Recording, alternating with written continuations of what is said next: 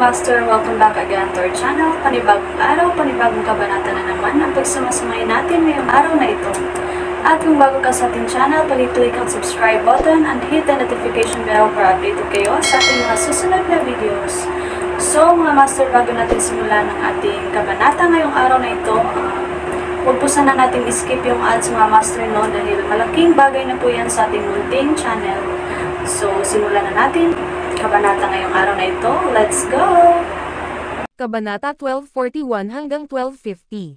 Kabanata 1241 kahihiyan ng pamilya. Ang Deep Cold ay palaging ibang-iba sa ibang mga organisasyon. Ang North Sea ay isang korte imperial, isang dinastiya. Bago sumalakay ang Wolf Cavalry ni DeMarco Mount sa Ivory Bay, isa ito sa mga pambihirang malayang rehimen. Kahit na ang bansa ay mamatay. Pagdating sa Star City, mabilis na itinatag ng Everton Davenport ang isang maliit na korte imperial. Kasama na ang kahangahangang palasyong ito, na kahit ang pinakamalaking organisasyon sa mundo ng martial arts, ang Deep Cold, ay hindi kayang tapatan. Ngayon, isang sundalong may kakaibang amoy ang sumugod sa palasyo ng 8 Direction, na agad na nakakuha ng atensyon ng lahat. Ang daming kakulangan sa kagandahang asal. At ang amoy ng sundalong ito. Kamahalan. Kumatok. Lumuhad ang sundalo sa harap ng Everton Davenport, iniyuko ang kanyang ulo bilang pagsamba. Napakapangahas. Paano ka nang ahas na pumasok ng walang pakundangan sa palasyo ng 8 Direction, wala ka bang kahit kaunting kagandahang asal? Hindi umimik ang mukha ni Everton Davenport. Habang nagagalit siya, maraming gwardya ang agad na sumugod mula sa pasukan. Bakit hindi mo siya pinigilan? Galit na galit ang Everton Davenport. Lahat ng mga bisita sa palasyo ng 8 Direction ay napalingon dito. Walang kagandahang asal. Isang ganap na pagkawala ng mukha para sa North Sea. Kamahalan. Nakatayo sa pasukan, lumuhad ang namumunong gwardya sa isang tuhod, at nagpapaliwanag, sabi ng sundalong ito ay may apurahang bagay, natatakot kaming maantala ang mga gawain ng estado. Anong mahalaga? Malamig na utos ni Everton Davenport, magsalita ka. Kamahalan, ito po. Bagamat natakot ang sundalo hanggang sa puntong paralisado, ang kanyang isipan ay nakakapit pa rin sa isang piraso ng katwiran. Hindi dapat ipahangin ang maruruming damit sa publiko. Ano ang pinatunayan ng pagpatay sa Deputy Commissioner ng North Sea? Pinatunayan nito na hindi man lang kayang protektahan ng North Sea ang sarili nitong pangunahing kampo. Kung gayon, paano magiging ligtas ang pananatili ng mga natitirang bisita rito? Pero magsalita ka ng walang pag-aalala. Itinaas ni Everton Davenport ang kanyang manggas at itinuro ang sundalo, hayagan ang mga kilos ng North Sea ko, ang mga panauhing narito ay pawang mga kaibigan natin, magsalita ka. Ano nga ba ang problema? Bukas ang seremonya ng pakikipagtipan ng kanyang anak na babae sa bayaning pumapatay ng dragon, at kung may anumang lihim na isyong nabubuo ngayon, maaari itong humantong sa hindi kinakailangang haka-haka. Si Deputy Commissioner Horatio Martin ay pinaslang sa banyo. Pinatatag ng sundalo ang kanyang puso, nagngangalit ang kanyang mga ngipin habang nagsasalita. Ano? Nanlaki ang mga mata ni Everton Davenport, pagkatapos ay medyo galit niyang sinabi, ulitin mo nga. Si Deputy Horatio Martin ng tanggapan ng komisyoner ay pinatay sa banyo. Yumuko ang sundalo. Natahimik ang bulwagan. Walang nagsalita. Pero lahat ay nag-iisip. Nag-iba ng husto ang ekspresyon ng mukha ni Everton Davenport. Hindi dapat ipahangin ang maruruming damit sa publiko, lalo na sa ganitong pagkakataon. Kamahalan. Tiyak na may kainahinala sa bagay na ito, bakit hindi muna hayaang imbestigahan ng inyong mapagpakumbabang opisyal? Agad na humakbang ang kaliwang ministro upang maibsan ang tensyon. Bilang pinakamataas na opisyal ng gobyerno, kinailangan niyang humawak ng relasyong pampubliko. At ang sundalong ito ay mukhang natataranta, napakabaho. Hindi tayo sigurado kung isa siyang especially iya. Hindi na hinintay ang reaksyon ng iba, agad na nagutos ang kaliwang ministro, mga gwardya. Ilayo ninyo siya, ako mismo ang magtatanong sa kanya. Oo, pinisil ng mga gwardya ang kanilang mga ilong, tiniis ang amoy, at kinaladkad palayo ang sundalo. Ano ang amoy na iyan? May nagtanong. Baka mabahong tokwa. Sinimulan ng mga ministro ng North Sea na pahusayin ang mga bagay-bagay.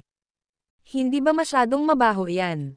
Matatawag pa rin ba itong mabahong tokwa kung hindi naman ito mabaho?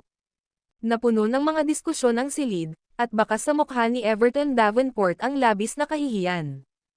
Kaliwang ministro, ikaw ang mag-iimbestiga sa bagay na ito. Kailangan niyang bigyan ang sarili ng paraan para makalabas. Kamahalan. Saka lamang lumabas mula sa karamihan si Lola Zaihua, na nakasandaw sa isang gintong tungkod. Mga panauhin kami rito, ngunit ang mga pagpatay na nagaganap sa loob ng inyong maharlikang korte ay tunay na ikinagugulat namin. Ang Thunder Peak Hall, bilang pinakamalakas na organisasyon sa Hilagang Amerika, ay natural na nakatanggap ng imbitasyon mula sa Everton Davenport. Kaya naman, pinangunahan ni Lola Zaihua si Brizan Beaumont, kasama ang mga miyembro ng Cybercore, upang dumalo sa engranding seremonya. Matalino ang sinasabi ni Lola, ako ang may kagagawan nito. Pero makakaasa kayo, tiyak na aalamin ko ang katotohanan at sisiguraduhin kung ligtas ang lahat. Sa loob-loob ay nagmura si Everton Davenport, susmaryosep matandang babae, ngunit sa panlabas, kailangan pa rin niyang ngumiti at sabihin, sa ilalim ng aking pamamahala, ang kaharian ng North Sea ay lubos na ligtas. Kung tungkol naman sa pagkamatay ng isang menor de edad na opisyal sa tanggapan ng komisyoner, maaaring aksidente lamang iyon. Nagkaroon ng mga alitan sa pagitan ng Thunder Peak Hall at ng maliit na korte ng The North Sea, isang bagay na natural na alam niya, bilang hari ng The North Sea. Ngunit sa kabila ng mga tunggalian, ang Thunder Peak Hall, bilang isang maimpluwensyang organisasyon, ay hindi maaaring palampasin ng The North Sea. Lalo na't lahat ay may iisang layunin. Gayunpaman, may mga tao pa ring namamatay ng hindi inaasahan sa ilalim ng iyong pamamahala, at hindi kami nakakaramdam ng kapanatagan. Nagsalita rin si Elder Yero. Siya ay miyembro ng isang sekta ng pakikipaglaban, lubos na bihasa sa martial arts, at hindi nag-aalala tungkol sa mga pagpatay. Ngunit sa isang kritikal na sandali, ang pagpapahiya sa hari ng North Sea ay isang bagay na lubos na kinahihiligan ni Elder Yero. Alam ng lahat na nais palitan ng hari ng North Sea ang banal na guro at maging pinuno ng The Marco Mount. Pero sino ba naman ang hindi nagkagusto niyan? Sa mahigpit na pagsasalita, lahat ng naroon ay parehong kaibigan at kaaway. Bago nasakop ang bundok The Marco, sila ay magkaibigan. Kapag nasakop na, agad natatalikod ang mga taong ito.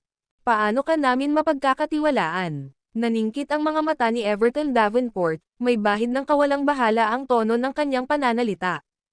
Una, alamin ang katotohanan. Pangalawa, patunayan na may kakayahan ang North Sea. Nakangiting sabi ni Elder Yero. Ishmael Will, malamig na sigaw ng hari ng North Sea. Handa kayong maglingkod. Mula sa karamihan, isang matandang lalaki ang sumulpat. Hawak ang isang baso ng alak sa kanyang kamay, at isang longsword na nakasabit sa kanyang likod. Pagkatapos niyang humakbang paarap, hindi siya yumuko o lumuhad. Tumayo lang siya, saka humigop ng alak. Patunayan mo kay Elder Yero na tayo sa North Sea ay may kakayahang protektahan sila. Pinunit ni Everton Davenport ang manggas ng kanyang roba at umupo muli sa trono. Malamig siyang nanood mula sa gilid. Walang mata ang mga espada, patawarin mo sana ako. Hawak ni Ishmael Will ang kanyang baso ng alak, bahagyang nakayuko kay Elder Yero. Nagkataon lang nasabik din akong masaksihan ang husay ng mga bayani ng North Sea. Gamit yan. Bago pa matapos ang mga salita, binunot ni Elder Yero ang kanyang espada. Isang balak na pumatay ang bomb alot sa buong palasyo ng 8 Direction. Napakabagal. Umiling si Ishmael Will at humakbang pasulong. Isang hakbang lang, at tumawid siya ng ilang metro, nakarating sa harap mismo ni Elder Yero. Mag-swipe. Hinampas ni Elder Yero gamit ang kanyang espada. Kilala ang Shushan dahil sa kakaibang mga kasanayan nito. Bilang isang matatag na sekta ng martial arts, bawat elder ay may kanya-kanyang ultimate skill. Bigla, pero hindi umiwas si Ishmael Will, bahagyang ikiling niya ang kanyang katawan at hinawakan ang pulso ni Elder Yero, pilit itong pinilipet. Kumalabog. Nagawa niya talagang pilit na ibalik ang longsword sa kaluban nito. Nirerespeto kita. Lumunok. Humigop si Ishmael Will ng alak, pagkatapos ay tumalikod at umalis. Hindi niya binigyan si Elder Yero ng pangalawang pagkakataon na manakit. Ikaw. Namula ang mukha ni Elder Yero, at nakatayo siya roon, hindi alam ang gagawin. Napahiya. Bilang isang matanda sa Susan, isa lang ang nagawa niyang hampasin. At naitulak pabalik ang kanyang Longsword sa kaluban nito. Malamang nakakalat ang insidenteng ito sa buong mundo ngayong gabi. Napakahusay na kasanayan. Ang Marshal ang unang pumalakpak, at sumunod ang masigabong palakpakan mula sa ibaba. Nang makita ang interbensyon ni Ishmael Will, ang ibang mga miyembro ng sekta na sabik na sumubok, ay nanatiling tahimik. Masyadong malakas, wala talaga silang laban. Para mapanatag ang lahat, napagpasyahan kong personal na mag-imbestiga. Itinuro ni Everton Davenport, na nakaupo sa trono, ang isang matandang lalaki sa ibaba, prefect ng Star City. Inuutusan kita sa harap ng lahat ng mga panauhin dito, na linawin ang bagay na ito. Kung walang resulta sa loob ng isang oras, gagantimpalaan kita ng 3 talampakang puting seda. Oo, lumuhad sa lupa ang matanda kasabay ng isang kalabog, pawis na pawis ang kanyang ulo. Sabihin mo sa kaliwang ministro, dalhin ang bangkay ni Horatio Martin dito mismo sa palasyong ito ng 8 direksyon, sa harap ng lahat, para sa paglilitis. Malamig na utos ni Everton Davenport. Ang video na ito ay edited by Urban Storytelling. Kabanata 1242, hindi makatarungang pagpatay malapit na ang engranding seremonya ng Gonzales City. Ngunit ngayon, isang kasuklam-suklam na insidente tulad ng pagpatay sa isang opisyal mula sa tanggapan ng komisyoner ang naganap. Labis na napahiya ang naramdaman ng Everton Davenport. Lalo na't napakaraming pares ng mga mata ang nagmamasid. Ang dating masaya at mapalad na kapaligiran ay agad na naging lubhang tensyonado. Wala talagang pakialam ang mga organisasyong pangmilitar. Hindi nila gaanong mahalaga kung nasakop man ng Everton Davenport ang 10,000 Mountain Alliance o hindi. Kinamumuhian ng North Sea ang mga natitirang enerhiya sa loob ng martial world, ang kanilang atensyon ay nakatuon sa mga sekta. Ngunit ngayon, ang mga kinatawan ng sekta na dumating upang mag-alay ng pagbati ay pawang may kani-kanilang mga nakatagong plano. Naparito sila hindi lamang upang siyasatin ang lakas ng kapangyarihan ng North Sea kundi nilayon din nilang magtatag ng mabuting ugnayan dito. Kung tunay na makapangyarihan ang maharlikang korte ng North Sea, makabubuting magplano ng naaayon ang mga sekta. Di nagtagal, ang kaliwang ministro, kasama ang isang pangkat ng mga gwardya, ay lumitaw sa palasyo ng 8 direksyon. Pero yung amoy, kumunat ang noo ng mga bisita, tinatakpan ang kanilang mga ilong at bibig. Mabahong tokwa na naman. Ano ba ang meron sa North Sea at sa mga bagay na ito? May nagreklamo ng malakas, maging si Everton Davenport ay likas na tinakpan ang kanyang ilong at bibig gamit ang kanyang manggas, bahagyang nagsalubong ang kanyang mga kilay. May emergency, at walang oras para maglinis. Namula ang mukha ng kaliwang ministro nang mapagtanto niya ang isyu. Aba, ayos lang yan, huwag na nating pag-alalahanin ang maliliit na bagay at bilisan na natin ang paglilitis. Kinailangang mag-alok ang Everton Davenport ng paraan para makalabas. Kailan natagpo ang patay ang dakilang Katie Wala? Tanong ng prefect ng Star City. Ang kanyang posisyon ay pangalawa lamang sa kaliwa at kanang mga ministro, na responsable sa pamamahala ng lahat ng uri ng iba't ibang gawain sa loob ng buong saklaw ng Star City, sa North Sea. Bago ang pagpapanumbalik ng North Sea, Star City lamang ang naging himpilan nito. At ang prefect ng Star City, sa asensya, ang namamahala sa buong teritoryo ng North Sea, maliban sa lugar sa ilalim ni Baylor Davenport mula sa Gonzales City. Bilang tugon sa tanong ng prefect, Ginoo, pumunta ako sa banyo at nakita ko ang bangkay ng Grand Steward na nakahandusay roon, patay na. Ang unang sundalo ng North Sea na nakasaksi sa pagkamatay ni Horatio Martin ay dinala sa malaking bulwagan, at nagsimulang magsalita ng may takot. Si Horatio Martin ay isang tauhan ng kaliwang ministro. Nang marinig na isa sa kanyang mga kasama ang napatay, tinipon ng kaliwang ministro ang lahat ng mga saksi at ang mga maaaring magbigay ng ebidensya at dinala sila sa palasyo ng 8 direksyon. Ang mga nakakalakad ay naglalakad, at ang mga masyadong mahina ay dinadala sa mga stretcher. Nang pumunta ako sa banyo, madilim na madilim, pero buti na lang at may luminous pearl sa katawan ni Horatio Martin. Nagsalita ang sundalo, namumula ang mukha. Masyadong matapang ang laxative, at halos hindi na niya makayanan ang pag-iyak. Nasaan na ngayon ang luminous pearl? Tanong ng prefect ng Star City. Narito, ang kaliwang ministro, hawak ang isang luminous pearl sa kanyang palad, ay lumapit sa prefect ng Star City. Napakahalaga ng perlas na nagliliwanag na ito, hindi dapat ito napunta kay Horatio Martin. Ang namatay ay isa sa mga katiwala ng kaliwang ministro. Hindi ipinagwalang bahala ng prefect ng Star City ang bagay na ito. Hayaan ninyong suriin ko ito, sabi ng prefect habang tinatanggap ang luminous pearl at kumaway sa mga tagapaglingkod sa paligid niya. Dapat may mga fingerprint. Ang paglitaw ng kakaibang kayamanan sa pinangyarihan ng krimen ay tiyak na may dahilan. Kinontrol ng North Sea ang ilang conglomerate sa Star City at nagtaglay ng maraming high-tech na kagamitan. Para sa kanila, ang pagtukoy ng fingerprint ay walang kahirap-hirap. Prefect, may isang impormasyon, at hindi ako sigurado kung nararapat ba itong pag-usapan o hindi, sabi ng kaliwang ministro, habang nakatayo sa harap ng prefect ng Star City habang nakakuyom ang mga kamay sa likuran. Magsalita ka ng malaya, punong ministro. Hindi nang ahas ang prefect na saktan ang kaliwang ministro, at dahil ang hari ay nasa likuran niya, walang hindi niya naririnig. Nang marinig ito, tumanggo ang kaliwang ministro, nabalitaan ko na noong araw na iyon, nagkaroon ng alitan si Horatio Martin at si Nancy Ophelia, nag-away pa nga ang dalawa at nagbunutan. Nang malaman ang pagkamatay ni Horatio Martin, agad siyang nagtungo sa construction site upang magtanong tungkol sa sitwasyon. Marami sa mga katiwala ni Horatio Martin ang sabik na ibinalita ang balita sa kaliwang ministro nang makita siya. Hindi maliit na bagay ang paghaharap sa pagitan ng dalawang nangungunang katiwala. At karamihan ay nasaksihan ito mismo ng kanilang mga mata. Humarap ang prefect ng Star City kay Everton Davenport, kamahalan. Nais ko po sanang tawagin si Nancy Ophelia dito para sa isang komprontasyon. Katawa-tawa, dumilim ang mukha ng kanang ministro habang sinulyapan niya ang kaliwang ministro ng may pag-alit. Ang mga gawain sa tanggapan ng komisyoner ay palaging pinamamahalaan ng Ministry ng Konstruksyon.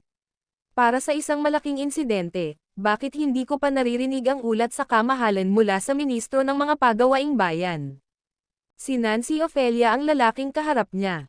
Hindi papayagan ng kanang ministro ang kaliwang ministro na Ira. Ganoon ba? Bulag ba lahat ng saksi rito? Tugon ng kaliwang ministro, na ayaw umatras. Tumahimik ka. Umungol ang Everton Davenport. Ang pagtatalo ng dalawang punong ministro sa publiko ang huling bagay na gugustuhing makita niya, ang hari ng North Sea. Daan-daang tao sa malaking bulwagan ang naghihintay upang mapanood ang isang palabas na magaganap. Ministro ng mga gawaing pampubliko. Pagkatapos ng sandaling katahimikan, itinuro ni Everton Davenport ang isang elder sa ibaba, mayroon bang ganoong bagay? Wala akong narinig na ganyan. Humakbang paarap ang ministro ng mga pagawaing bayan, magkahawak ang mga kamay bilang pagpupugay, wala akong natanggap na ganoong balita. Kumatok, maya-maya lang. Isang binata mula sa likuran niya ang lumabas at lumuhad ng tuwid sa lupa. Tumugon, bilang tugon sa kamahalan, may ganitong insidente nga pala ngayon. Naisip ko pong apurahan ang pagtatayo ng command stage, kaya't kusa ko pong itinigil ang usapin. Ang binata ay ang ministro ng mga gawaing bayan, siya rin ang pumagitna sa alitan noong hapon. Gusto niya sanang i-report iyon. Ngunit ang pag-uulat ay mangangahulugan ng pagkakasala sa parehong punong ministro. Inakala niyang madaling baliwalain ang bagay na iyon, ngunit sino ang mag-aakala na mamamatay talaga si Horatio Martin ng gabing iyon? Ikaw. Namutla ng husto ang mukha ng ministro ng mga pagawaing bayan. Mabilis siyang lumuhad sa lupa.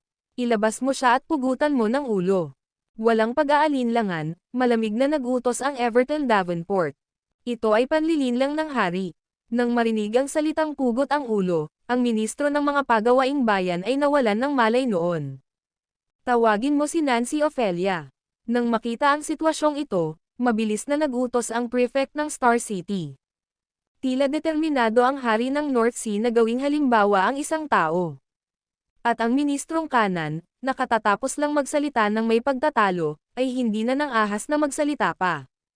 Pagkalipas ng 3 minuto, nagmamadaling pumasok si Nancy Ophelia, natatarantang.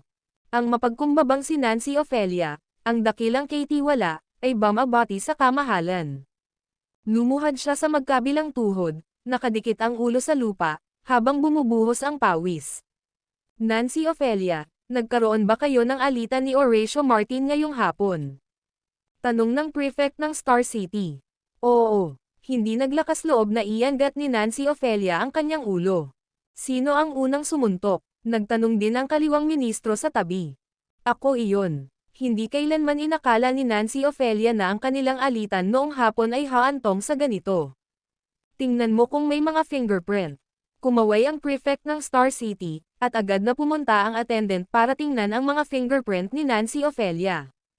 Kasabay nito, inihambing nila ang mga ito sa mga fingerprint sa luminous pearl. Pag-uulat sa prefect, magkapareho nga sila. Sumagot ang katulong. Ang tapang-tapang mo, Nancy Ophelia. Ang manggahas na pumatay ng isang opisyal mula sa North Sea ng mag-isa. Sumigaw ang prefect ng Star City, umamin ka ba sa pagkakasala? Hindi ako. Wala akong pinatay. Pakiramdam ni Nancy Ophelia ay parang naipit siya sa pagitan ng bato at matigas na lugar sampiin man niya kung hindi. Nang makita niya ang luminous pearl, nanlaki ang kanyang mga mata sa gulat. Hindi ba't nasa kwarto niya ang perlas na iyon? Hindi ka pa rin ba umaamin? Halos magwala na sa galit ang prefect ng Star City. Ang daming mata ang nanonood. Aminin mo na lang ang krimen at ipapugot mo ang ulo mo para matapos na ito. Gumagawa na naman ako ng eksena ngayon, hindi ba't katatawanan lang iyon para makita ng mga tagalabas? Isang sandali ng krisis. Hindi mahalaga kung ito ay isang maling paratang, kailangan itong ituring na isang maling paratang. Hindi ko talaga ginawa. Paf, palihis na guhit tuldok. Bago pa niya matapos ang sasabihin niya. Binunot ng kaliwang ministro ang kanyang espada mula sa kanyang baywang at itinutok ito ng diretso sa puso ni Nancy Ophelia. Ang mamamatay tao, si Nancy Ophelia. Ako, ang kaliwang ministro, ang pumatay sa kanya gamit ang sarili kong mga kamay. Hinugot ng kaliwang ministro ang mahabang espada, habang nakaluhod, kamahalan, ito ay isa lamang kaso ng alitan sa pagitan ng mga kasamahan. Maghiwa-hiwalay na tayo. Mula ngayon, anumang alitan sa pagitan ng mga opisyal ay dapat iulat agad. Tumanggo si Everton Davenport sa kasiyahan. Sa wakas, natapos na rin ang usapin. Kung si Nancy Ophelia nga ba ang may gawa nito, maaari lamang itong maimbestigahan ng maayos pagkatapos ng seremonya. Sa ngayon, ang prioridad ay ang pag-ayos ng mga bagay-bagay para sa mga naruroon. Kamahalan, mayroon po akong isang bagay na nais kong iulat sa inyo. Nang makitang binitay ang kanyang paborito, nanginginig ng husto ang bibig ng kanang ministro. Lumapit lang siya kay Everton Davenport at lumuhad sa harap nito. Ang video na ito ay edited by Urban Storytelling. Kabanata 1243, pagkabigo kay Nancy si Ophelia ay isang tao ng kanang ministro. Sa ilalim ng mapagmatsyag na mga mata ng lahat, siya ay napatay sa isang tama ng espada ng kaliwang ministro, isang tahasang sampal sa mukha. Ngayon, kakalad ka rin niya pababa ang kaliwang ministro. Dahil hindi nila siya hinayaang mamuhay ng payapa, walang sino man ang magiging madali para sa kanya. Tumayo ka. Bilang monarko ng the North Sea, natural lang na alam ni Everton Davenport kung ano ang gustong sabihin ng kanang ministro. Sa ilalim ng normal na mga pangyayari, hindi siya kailanman haadlang. Ang pagiging partisan ay sining ng isang emperador. Nagbalanse ang kaliwa at kanang mga ministro sa isa't isa, nagpigil sa isa't isa, at pinigilan ang alinmang paksayon na maging labis na makapangyarihan. Pero anong oras na noon? Nandito ang mga bisita mula sa lahat ng direksyon. Mga pangunahing sekta at organisasyon, lahat ay nakaupo sa loob ng palasyo ng 8 Direction, naghihintay na manood ng palabas. Kamahalan. Biglang nagsalita ang ministro, pakiusap, hayaan ninyong magulat ang inyong lingkod. Umatras kayo, matigas na sabi ni Everton Davenport, habang nakatingin kay Ishmael Will, simula ngayon, lahat ng opisyal ng korte ay dapat umatras. Ngayon ay tatalakayin lamang natin ang mga pribadong bagay, hindi ang mga usaping pang-estado.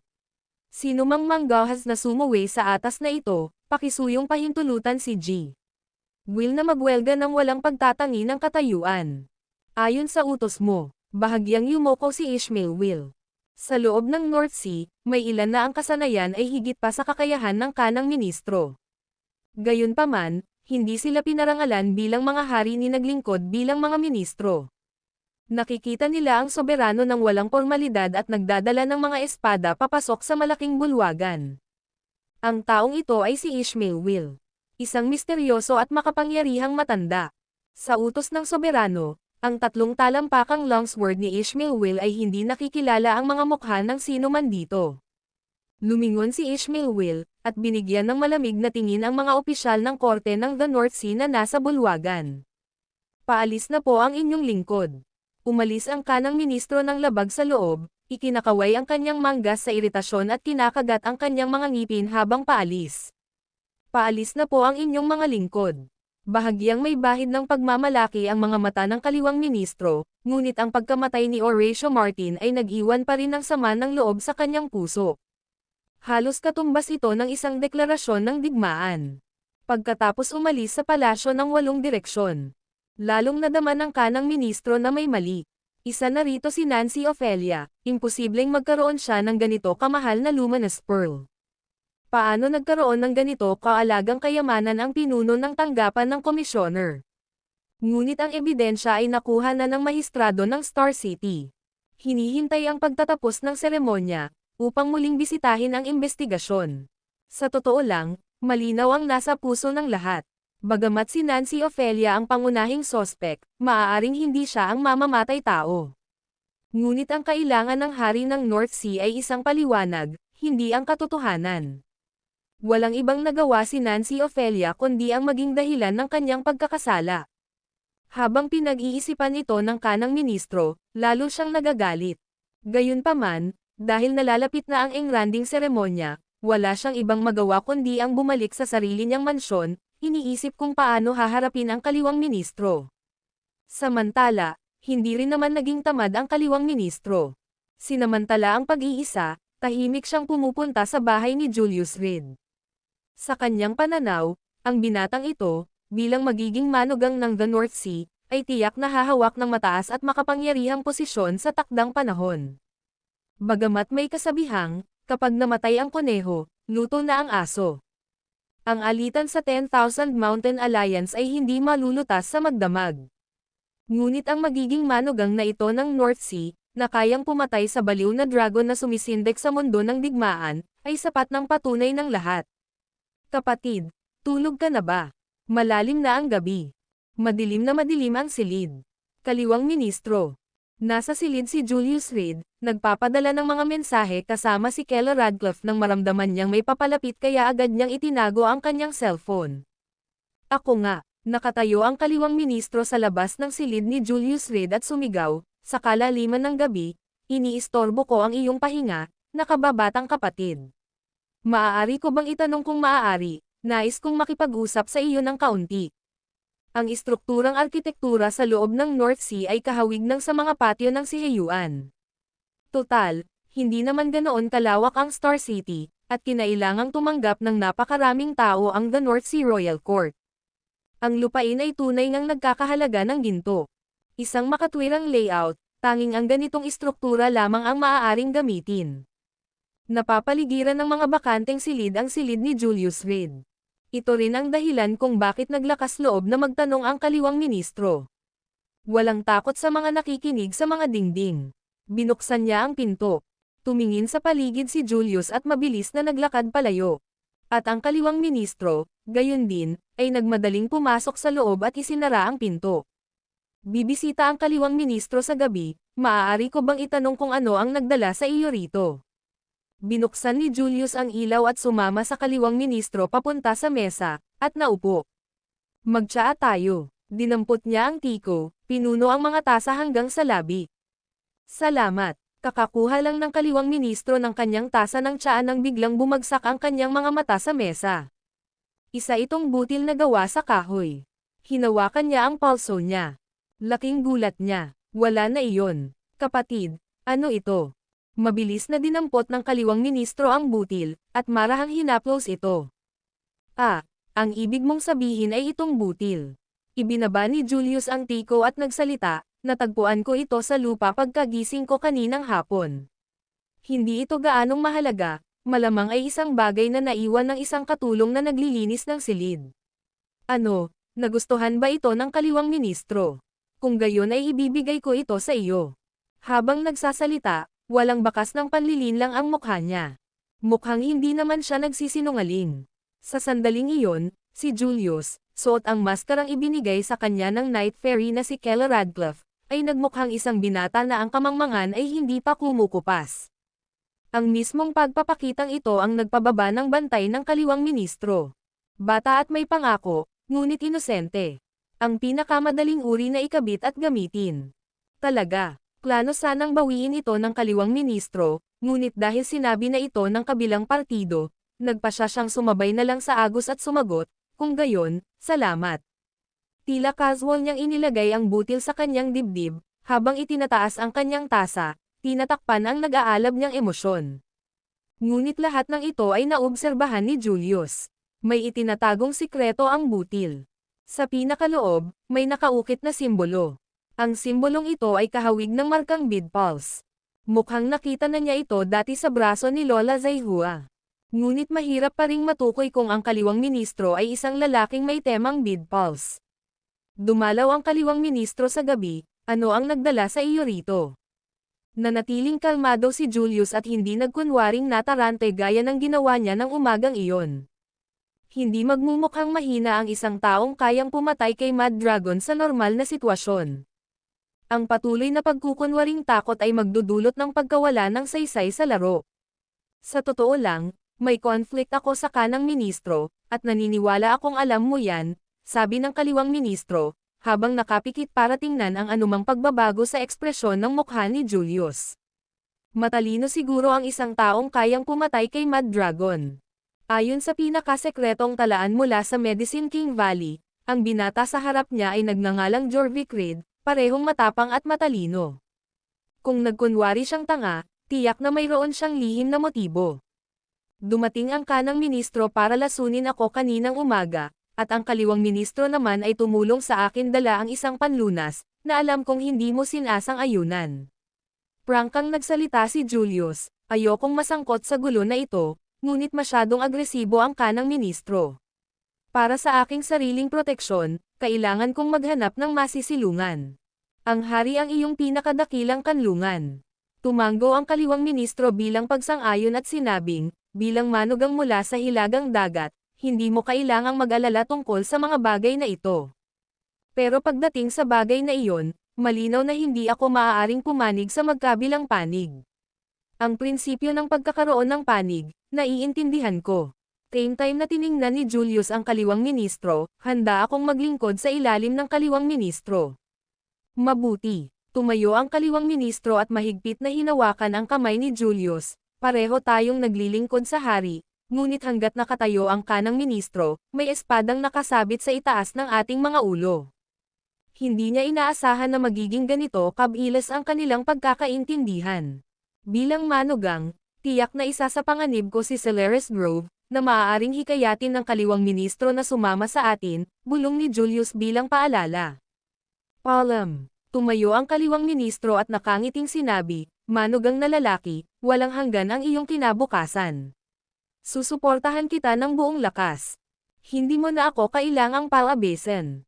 Tumayo rin si Julius. Pagkaalis pa lang ng kaliwang ministro ay tahimik na siyang lumabas, patungo sa mansyon ng kanang ministro. Ayon sa intel na nakalap noong araw na iyon, ang nagbabantay sa pasukan ng Right Minister Mansion ngayong gabi ay si Celeres Grove. Sa kalaliman ng gabi, perpektong oras para sa pagpatay. Ngayong gabi, sino kaya ang susunod na mamamatay? Ang video na ito ay edited by Urban Storytelling. Kabanata 1244 na liham ng hamon kanan mansyon ng ministro. Ang mansyon ay sumasakop sa isang lugar na mahigit 2,000 metro kwadrado. Sa ganoong kagandang lokasyon, masyado na itong maluho. Ang buong istruktura ng mansyon ay lubhang retro. Sa tabi ng gate, nakatayo ang 2 puting leon na bato. Mga pulang pintong may barnes. Nakasabit sa pinto, isang plaque. Pabilyong perlas. Ang mansyon ng kanang ministro ay tinawag na Pearl Pavilion. Ang mansyon ng kaliwang ministro ay tinawag na White Jade Pavilion. Perlas at puting jade, na nagpapakita ng aura ng kayamanan at masaganang pagkakasundo. Sa sandaling ito, si Celeres Grove, na may mahabang pana sa kanyang likod, ay nakaupo nang nakakross ang mga paa sa harap ng gate ng mansyon. Sa simula, hindi siya kinakailangang magbantay dito. Ngunit ang pagpatay kay Horatio Martin at ang kalunos-lunos na pagkamatay ni Nancy Ofelia ay nagpabago sa karaniwang mapagparaya at maayos na kapaligiran ng maharlikang korte tungo sa isa na puno ng matinding pagpatay. Bilang ampon na anak ng kanang ministro at isang kilalang opisyal mula sa North Sea, si Celeste Grove ang nagbantay ng personal. Nagsilbi ito kapwa upang protektahan ang kaligtasan ng kanang ministro at upang ipakita ang kapangyarihan laban sa kaliwang ministro. Sa magkabilang panig ng mansyon, mayroong ilang sundalo ng North Sea. Gayunpaman, ang Celeste Grove, sa harap mismo ng pinto ng mansyon, ay nakapaghanda na ng mesa at nagsimulang uminom. Mahaba at walang katapusan ang gabi. Kailangan laging may libangan para pampalipas oras. Pero bigla, ibinaba ni Celeste Grove ang kanyang tasa ng alak, itinoon ang tingin sa unahan, at malamig na nagtanong, sino ang pupunta roon?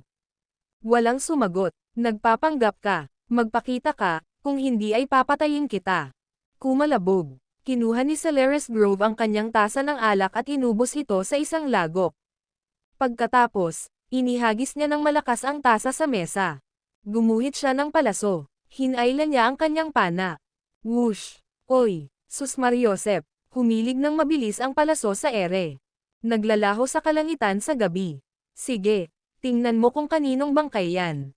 Pagkatapos ng isang putok, bumalik sa mesa si Celeste Grove at kinuha ang kanyang tasa ng alak.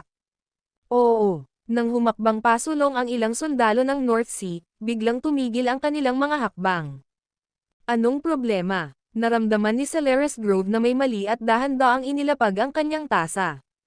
Bigla siyang tumangala. Kaliwang ministro. Sa harap niya, naglakad pasulong ang kaliwang ministro.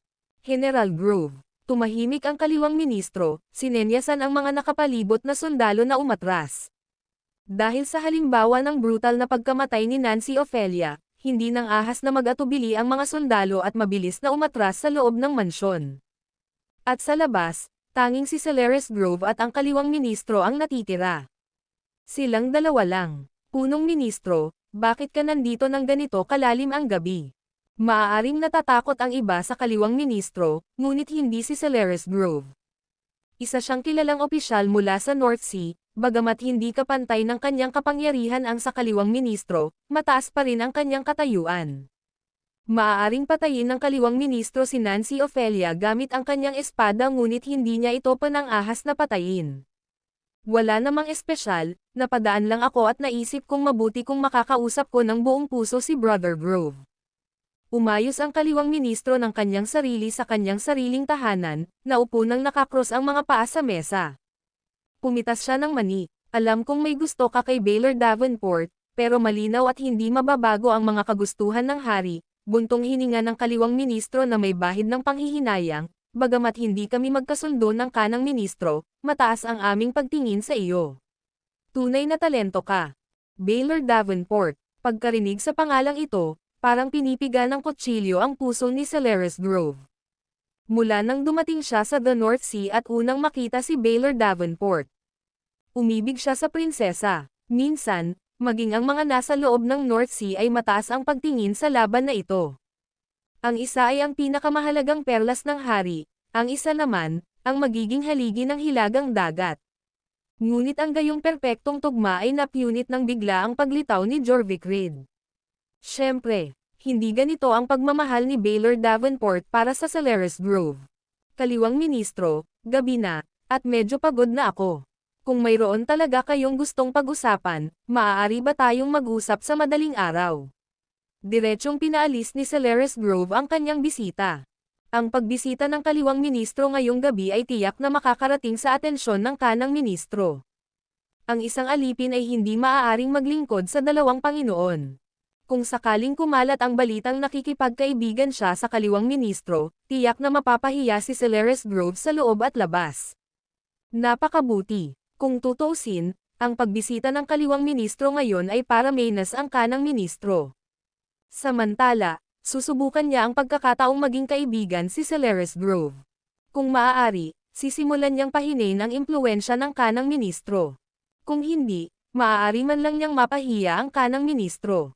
Kung kaya nilang pagtalunan ang mga general at ministro, perpekto sana iyon. Pagkatapos niyang umalis, dinurog ng Celeres Grove ang baso ng alak. Walang pakialam sa mga piraso ng bato na tumutusok sa kanyang laman, hinayaan niyang patuloy na tumulo ang dugo. Kuwit. Samantala, sa labas ng Baron Gray, si Julius Reed, hawak ang palaso na panyana ni Celeres Grove, ay naglaho sa kalaliman ng gabi. Determinado siyang magpatuloy sa pamamagitan ng isang mabuting gawa. Dahil ayaw ng kanang ministro sa mga tao ng kaliwang ministro, hindi nagdalawang isip si Julius na tulungan siyang paksain ang mga alipores ng kaliwang ministro. Ang hilagang dagat, dapat sana ay pinatay hanggang sa halos malipol ilang taon na ang nakalilipas.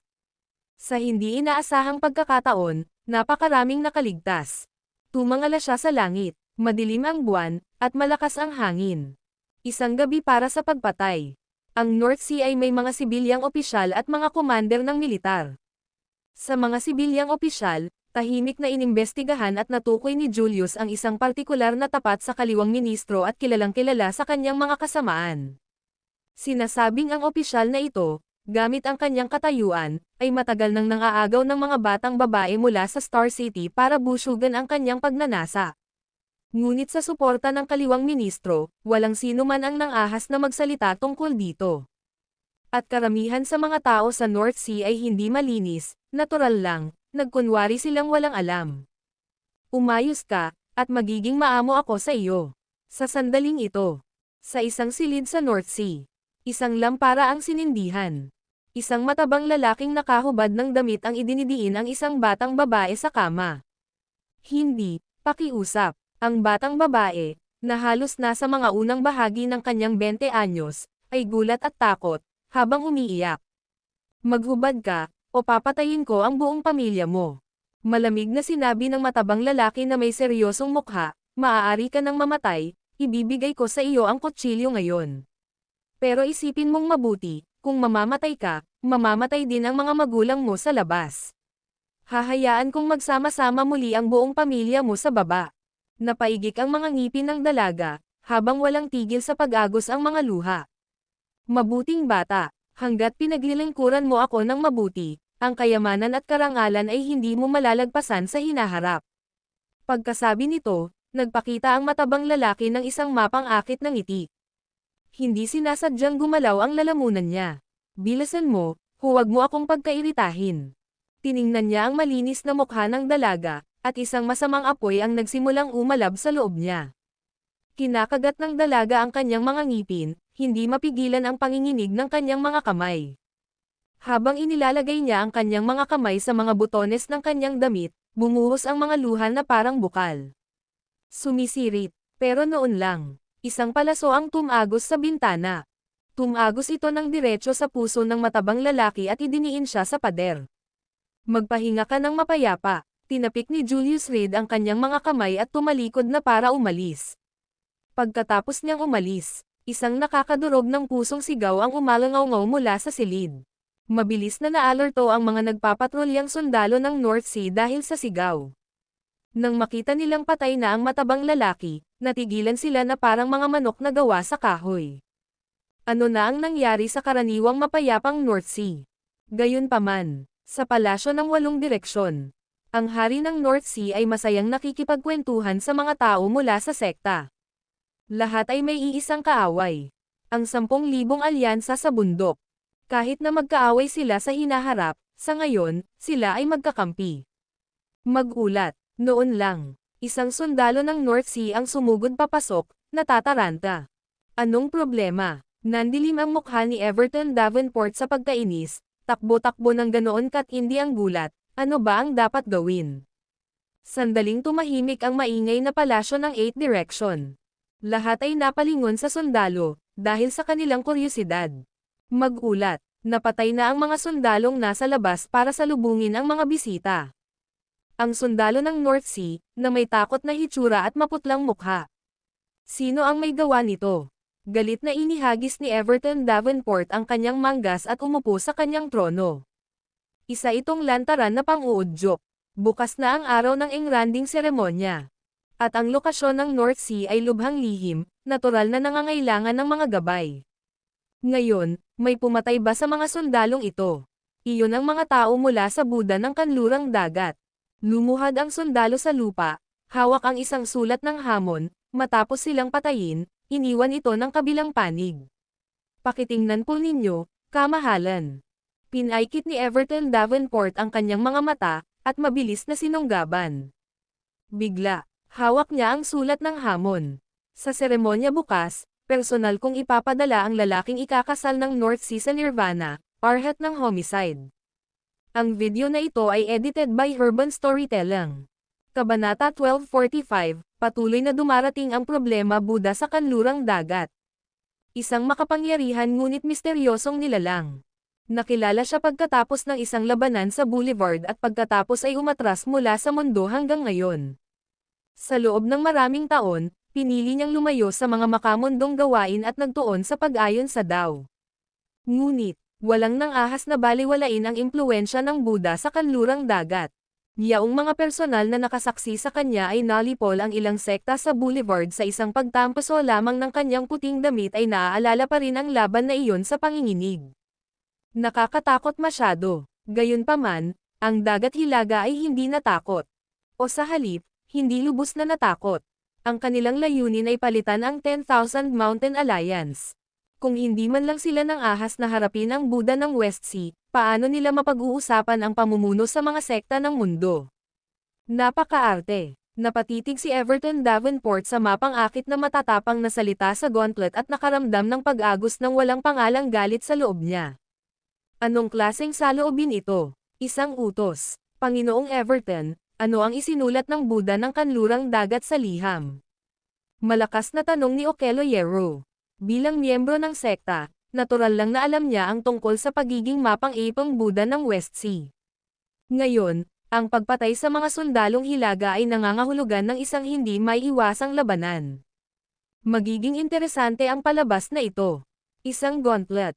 Bahagyang puwersa ang ginamit ni Everton Davenport gamit ang kanyang kanang kamay at inihagis ang gauntlet sa harap ni Okello Yero. Sampal. Inabot ni Okello Yero ang kamay, hinawakan ang gauntlet, at binuksan ito para basahin. Nirvana. Tinaasan niya ng kilay at medyo nagdududang sinabi, Lord Everton, kailan pa naging magkaaway ang North Sea at West Sea? Ang Buda sa kanlurang dagat ay humiwalay na sa mga makamundong bagay. Tanging ang kanyang mga disipulo lamang ang nanatiling aktibong nakikita. Napakabihira ng ganitong pag-isyo ng hamon. Wala pa ni isa sa loob ng mahigit isang dekada. Ano kaya ang maaaring naging dahilan upang basagin ng Buda ng West Sea ang kanyang katahimikan? Hindi pa dati. Umiling si Everton Davenport at malamig na sumangot, noon pa man ay nirerespeto ko na ang West Sea Buda, pero sa pang-aapi niya sa atin ng ganito, iniisip ba talaga niya na madaling puntiryahin ang North Sea? Mga gwardya.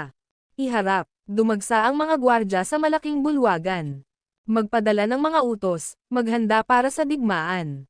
Kung ang West Sea ay maglalakas loob na saktan ang sinuman sa loob ng The Northern Palace, sila ay papatayin agad. Sa sandaling ito, ipinakita ni Everton Davenport ang awtoridad ng isang hari.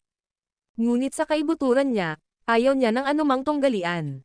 Malapit na ang muling pagsasama-sama ng North Sea, kailangan niyang pag-isahin ang lahat ng puwersang makakaya niya. Ang huling dapat gawin ay ang magkaroon ng mga kaaway. Ngunit ang Iron Eagle, pinili ng West Sea ang sandaling ito para maghain ng hamon.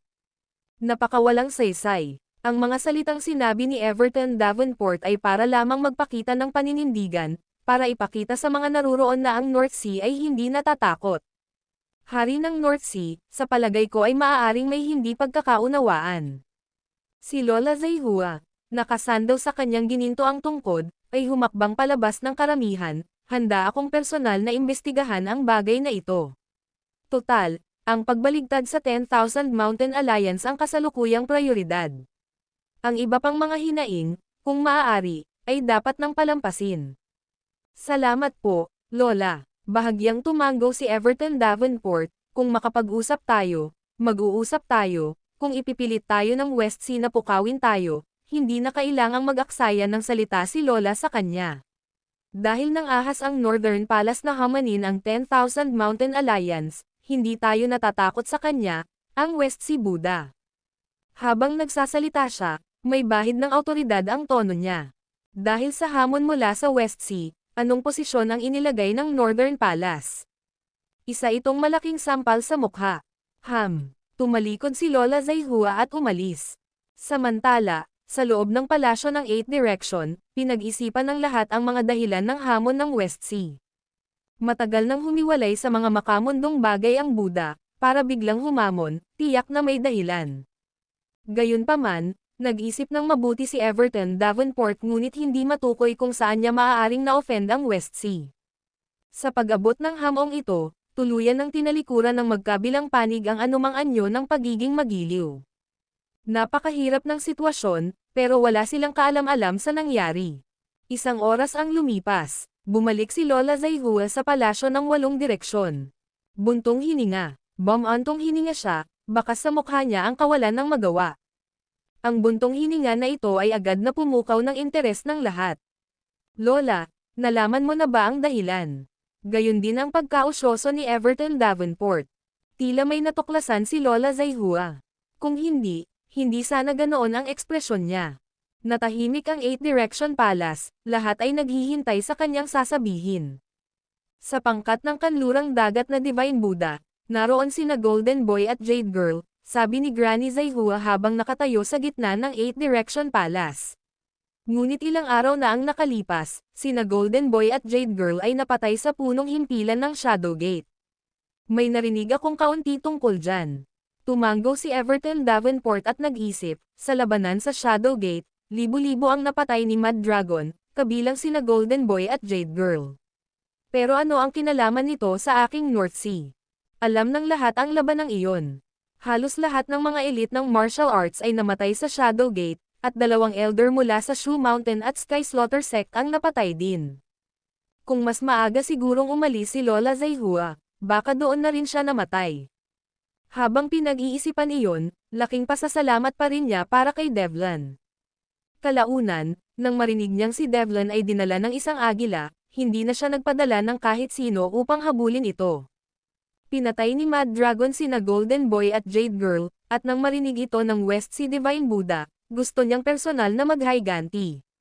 Gayunpaman, bumantong hininga si Granny Zaihua, pinatay si Mad Dragon ng iyong North Sea Marshal. Dahil walang mapagtutuunan ng pansin ang kanyang paghihiganti, natural na ibinuhos ng Divine Buddha ang kanyang galit sa North Sea Marshal. Sa pagkakataong ito, ipinadala niya ang Arhat of Homicide upang bawiin ang ulo ng North Sea Marshal.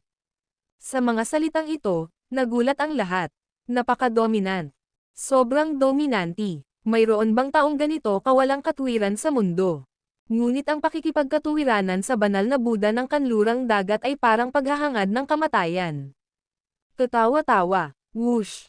Oy! Sus Mariosep! Galit na inihampas ni Everton Davenport ang kanyang kamay sa trono ng dragon. Talaga bang iniisip nila na ang North Sea ko ay kanilang basalyo? Para patayin lang ang dakilang North Sea Marshal sa kanilang pahintulot. Nang ako, ang North Sea Marshal, ay pumatay kay Mad Dragon, pinaghigantihan ko ang kanyang walang kakayahang disipulo, dapat ay pasalamatan ako ng West Sea Divine Buddha sa halip na akusahan ako. Tunay ngang masyadong dominanti ang West Sea Divine Buddha, singit ng Marshal mula sa gilid. Matagal nang sinaktan ni Mad Dragon ang mundo ng martial arts, at ang pagkamatay niya sa kamay ng North Sea Marshal ay isang malaking kapalaran. Handa kaming mamagitan at personal na pumunta sa West Sea upang hilingin sa Divine Buddha na itigil ang labanan.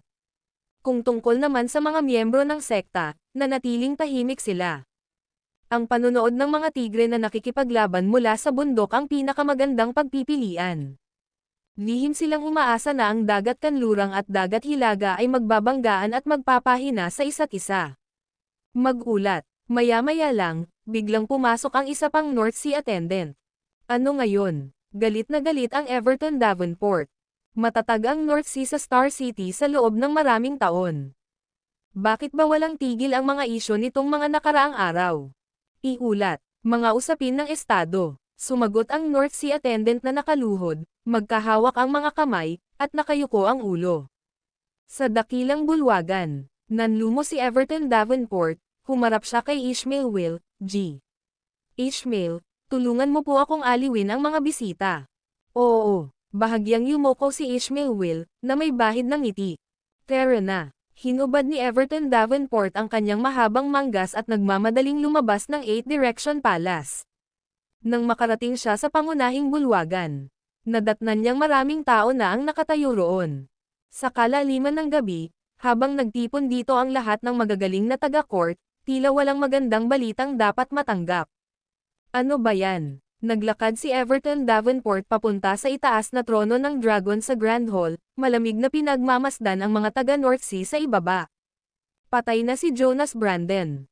Pagkatapos ng sandaling katahimikan, isang matandang lalaki ang nanginginig na humakbang paarap, at same time na nagsalita. Ano? Nagduda si Everton Davenport sa sarili niyang mga pandinig. Kamahalan, ang ating mahalagang opisyal ng North Sea na si Jonas Brandon ay napatay sa kanyang tahanan 1 oras ang nakalipas. Ang nakamamatay na sandata ay isang palaso mula sa Seller's Grove. Sumenyas ang matanda, at may isang tao sa likuran niya na nagpakita ng palaso na may bahid ng dugo gamit ang 2 kamay. Ang video na ito ay edited by Urban Storytelling. Kabanata 1246 ang palaso ni Seller's Grove, Jonas Brandon, patay na. Nahirapan paniwalaan ang Everton Davenport. Ang palasyo ay may mga napakahusay na hakbang sa seguridad, at ang mga aksidente ay hindi kailanman nangyari.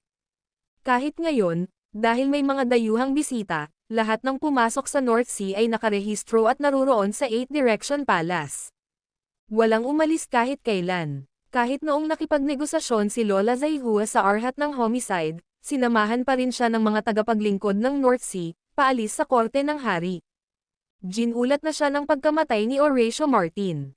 Ngayon, ang kahangahangang gobernador militar ng North Sea, si Jonas Brandon, ay namatay na rin. Hindi na makaupo ng tahimik ang Everton Davenport. Tumayo siya, naglakad papunta sa gitna ng malaking bulwagan, at mag-isang pinulot ang palaso na may bahid ng dugo. Iyon ang espesyal na palaso ni Seller's Grove. Hinubog mula sa purong bakal, taglay nito ang kakaibang disenyo ng dragon ng North Sea. Napatunayan na ba ito? Malamig na tanong ni Everton Davenport. Kamahalan, nasuri na ang dugo, at walang dadang kay Jonas Brandon ito. Bukod pa rito, pagkatapos ng autopsiya, nakumpirma na ang sanhi ng kamatayan. Ang nakamamatay na palaso ay tumagos sa puso, eksakto sa hawak mo. Namumutla ang prefect ng Star City. Natakot siya sa sunod-sunod na mga kaguluhan sa maharlikang korte. Nasaan ang kaliwa at kanang mga ministro? Habang nakatingin sa dagwang palaso sa harap niya, biglang lumiit ang mga mata ni Everton Davenport. Ang ganitong iskandalo, kapag lumabas na, ay mag-iiwan ng sira-sira sa reputasyon ng North Sea. Ang magpapatay ng sunod-sunod na matataas na opisyal sa sarili nilang bayan. Paano kaya titingnan ng mundo sa labas ang North Sea? Napakahalaga ng bagay na ito, pinilit kong ilihim ito. Ang kaliwa at kanang mga ministro ay nagpapahinga at hindi sila ginambala, seryosong sabi ng prefect ng Star City. Mabuti, tumanggo si Everton Davenport, sabay turo sa isang opisyal ng korte, tawagin si Seller's Grove ng direkta, nang hindi inaalala ang ministro. Bilasan mo. Oo, yumuko ng malalim ang opisyal ng korte at dali-daling umalis sa malaking bulwagan. Alam ng lahat ang koneksyon ni Jonas Brandon sa kaliwang ministro. At si Seller's Grove ay ang ampon na anak ng kanang ministro. Napatay si Horatio Martin kagabi lang, at personal na nakipag-ugnayan ang kaliwang ministro kay Nancy Ophelia, kitang-kita ang alitan sa pagitan ng 2 punong ministro. Malamang na isang paghihiganti ang pagpaslang na ito. Ito ay isang mahalagang pangyayari, kinailangan niya itong maingat na timbangin. Sa sandaling iyon, mag-isang nakaupo si Seller's Grove sa harap ng Right Minister Mansion, nakatitig sa madilim na kalangitan sa gabi. 3 walang laman na banga ng alak ang nakalapag sa harap niya. Isang putahe ng mani, halos maubos na, at isang dinurog na tasa ng alak. Lasing siya, ngunit nanatiling malinaw ang kanyang puso. Bukas na ang engranding seremonya, si Prinsesa Baylor Davenport ay ikakakasal na sa binatang iyon. Dahil sa kasal na ipinagkaloob mismo ng hari, walang sino man ang makakapagpabago ng katotohanan. Maliban na lang kung, Ang hinirang na manugang ng The North Sea ay biglang namatay. Pero hindi ito matanggap ni Celeres Grove. Ayaw niyang panoorin ng walang magawa habang ang babaeng mahal niya ay nagiging asawa ng iba. Gayunpaman, wala siyang magawa. Kinamumuhian niya. Kinasusuklaman kung hindi napatay ng 3 palaso niya ang karibal. Ang 3 palaso na yan. Kilala si Celeres Grove bilang isang mamamanang parang Diyos. 3 palaso, sapat na para mapatay ang maraming eksperto. Pero sayang, hindi siya pamalya. Mula pa noong unang panahon, ang mga bayani ay ipinapares na sa mga magaganda. Ako, si Celeres, ay walang kapangyarihan, at ang tanging mapapanood ko lang ay si Prinsesa Baylor Davenport na lumipad kasama ang isa pa.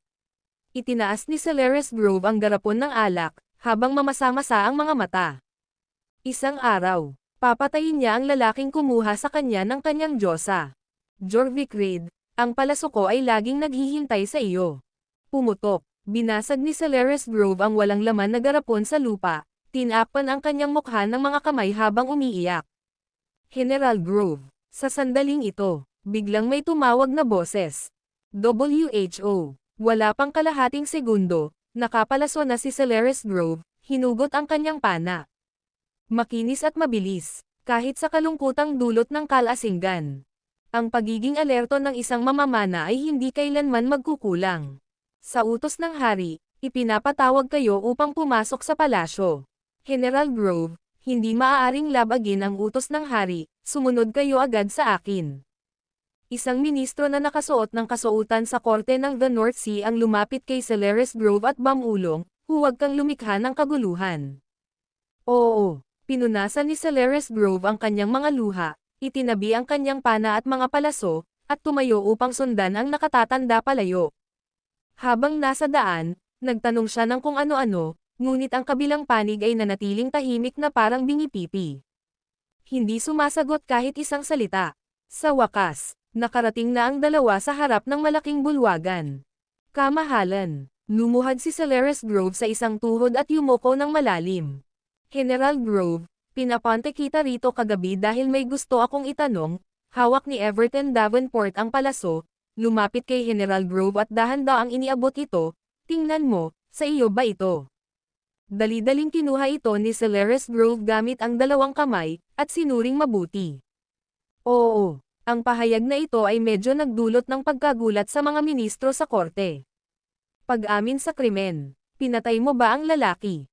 Si Everton Davenport, na natuto mula sa nakaraang aral ni Horatio Martin, ay hindi humawak sa bagay na ito sa palasyo ng 8 Direction kundi dinala ito sa korte. Sa loob ng korte, tanging mga tao lamang mula sa North Sea ang naroon. WHO, hindi lubos na naintindihan ni General Grove. Nakaupo siya sa pasukan ng mansyon ng mga kanan ministro at umiinom, sino ang pinatay niya? Jonas Brandon. Pumalakpak ang lokal na mahistrado ng Star City, at agad na dinala ang isang stretcher mula sa labas. Nang may lagay na ang stretcher sa harap ng Celeres Grove, biglang itinaas ng mahistrado ng Star City ang puting tela. Ipinapakita ang mukha ni Jonas Brandon, na namatay ng dilat ang mga mata. Ito ba si General Brandon? Nanlaki ang mga mata ni Celeres Grove, nagulat, maayos naman si General Brandon kaninang hapon, paano siya biglang namatay? Tunay ngang napatay si General Brandon ng iyong palaso. Malamig na sabi ni Everton Davenport. Hindi. Bumagsak si Celeres Grove sa lupa, habang nakatingin sa palasong may bahid ng dugo sa kanyang kamay, maaari kayang. Oo nga, lumapit ang lokal na mahistrado ng Star City, itinuro si General Grove, si General Brandon ay nataman ng palaso sa puso. Dapat kang magbigay ng paliwanag. Kung hindi, mahihirapan kang linawin ito. Hindi magkasundo ang kaliwang ministro at kanang ministro. At si Nancy Ophelia ay pinatay ng kaliwang ministro.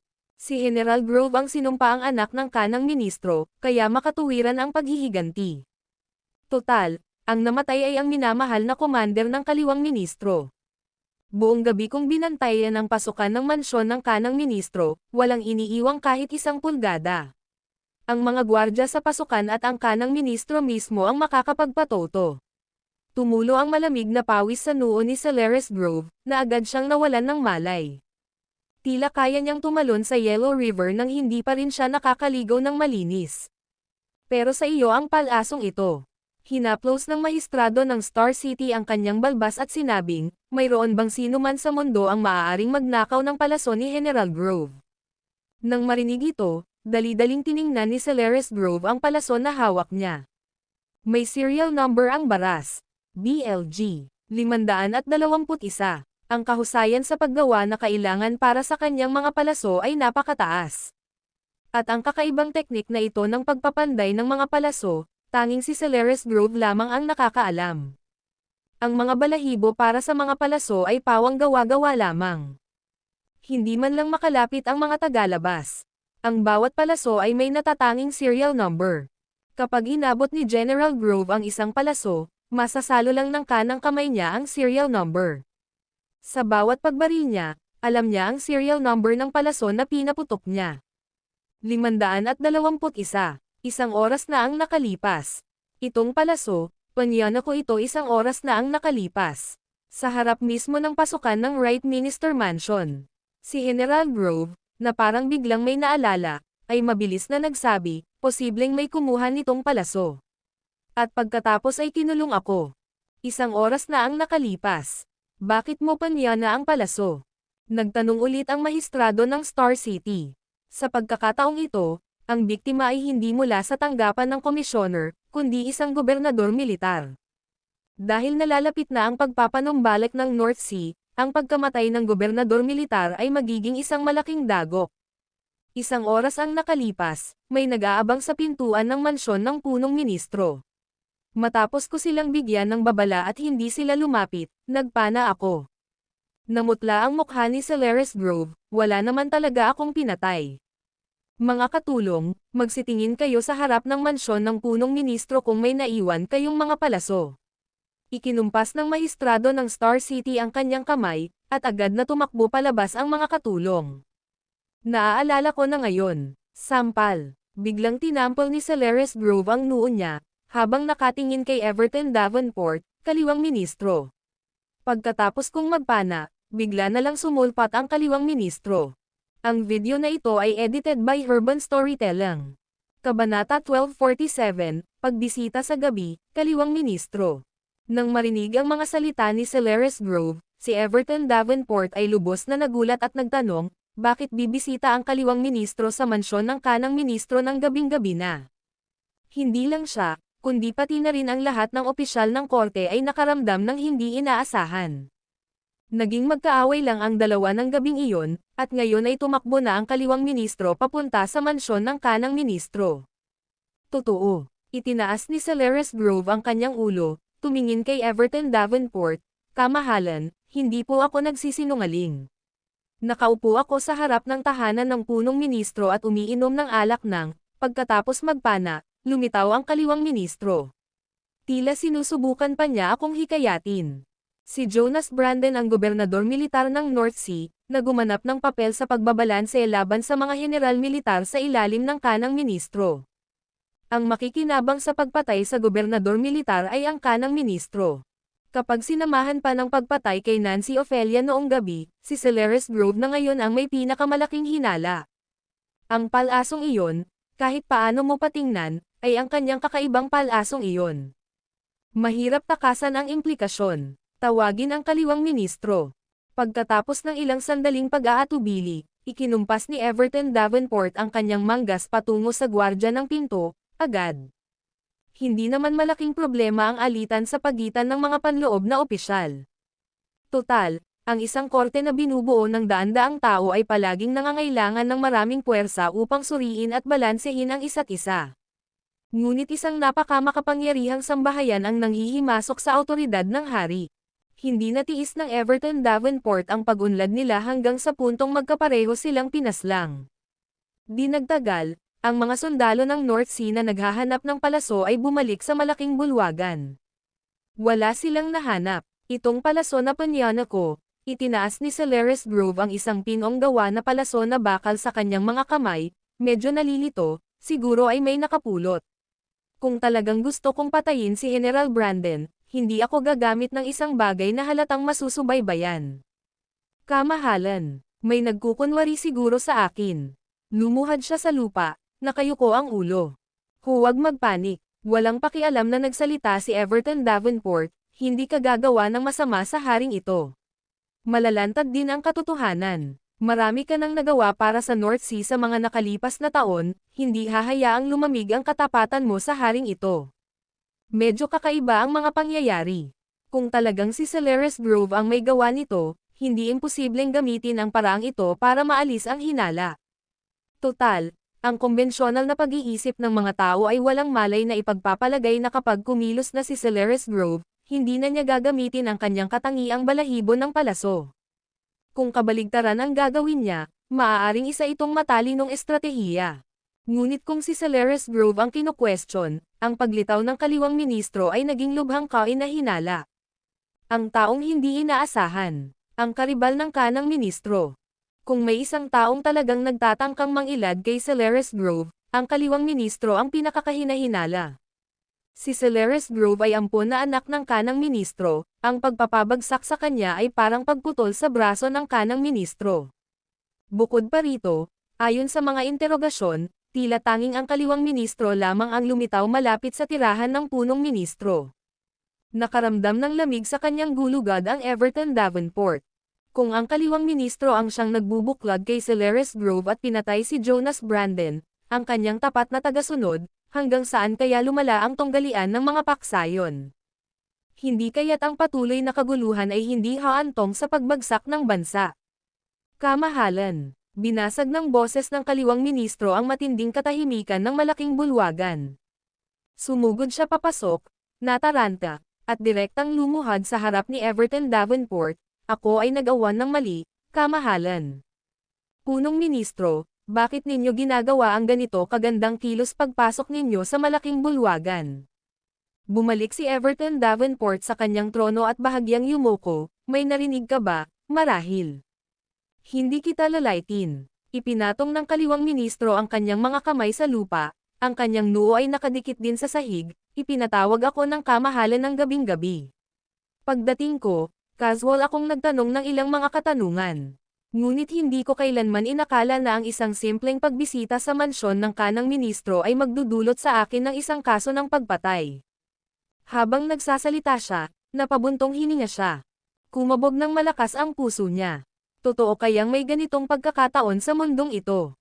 Kakadalaw lang niya sa mansyon ng mga kanang ministro, at ngayon ay napatay na ang gobernador militar kagabi.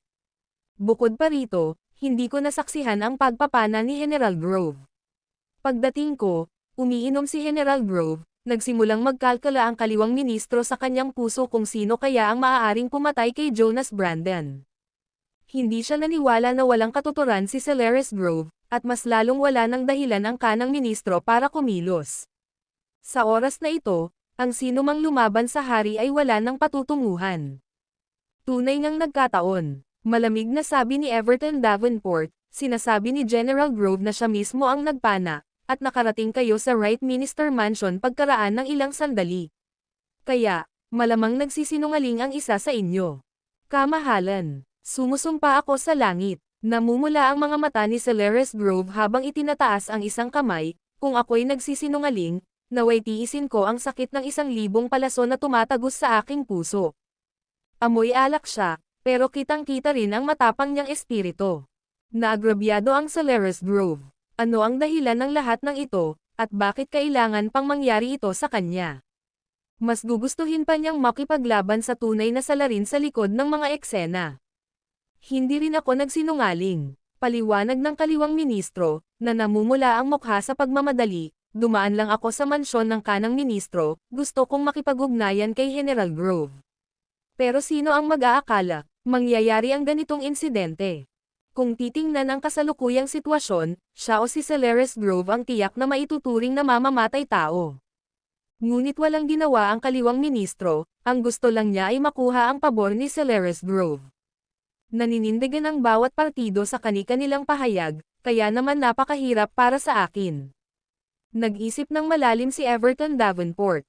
Isa rito ang banal na general ng North Sea, na kilala bilang dakilang matalinong hari, na Celeres Grove. At siya rin ang ampon na anak ng kanang ministro. Isa na rito ang kaliwang ministro, ang pinuno ng mga opisyal sibil ng North Sea. Dahan-dahan naming iimbestigahan ang bagay na ito. Naniniwala akong pareho kayong inosente. Maya-maya, tumayo si Everton Davenport at ikinumpas ang kanyang mga kamay, maghiwa-hiwalay muna tayo, magpahinga na tayo. Kamahalan. Lumapit ang mahistrado ng Star City na may bahid ng pagkagulat, pero ang bagay na ito. Sa tingin mo ba talaga ay dahil iyon sa mga kilos ng aking mga pinagkakatiwalaang ministro? Nandilim ang mukha ni Everton Davenport habang naiinip siyang sumigaw, pagkatapos ng seremonya, tiyak na mag-iimbestiga akong mabuti. Pero hindi pa ngayon ang tamang panahon. Tiyak na hindi malulutas ang bagay na ito sa isang iglap. Bukas na ang seremonya, para ba maging kaalaman na lang ito ng lahat? Masyadong malawak ang mga implikasyon. Kapwa kasangkot ang parehong punong ministro, ang mga mahuhusay na general ng North Sea. Paigtingin ang mga pagpapatrolya. Maglagay ng mga sundalong nagpapatrolya sa harap ng tirahan ng bawat opisyal. Kung may mamamatay ngayong gabi, pupugutan ko ang ulo mo. Turo ni Everton Davenport sa mahistrado ng Star City, habang nagsalita ng may galit. Ako mismo ang manggaguna sa mga pagpapatrolya. Mabilis na lumuhad ang mahistrado ng Star City, agad na nabasa ang kanyang damit. Malinaw sa kanyang isipan na hindi nagbibiro ang Everton Davenport. Tinanggal. Mabilis na palayo ang Everton Davenport.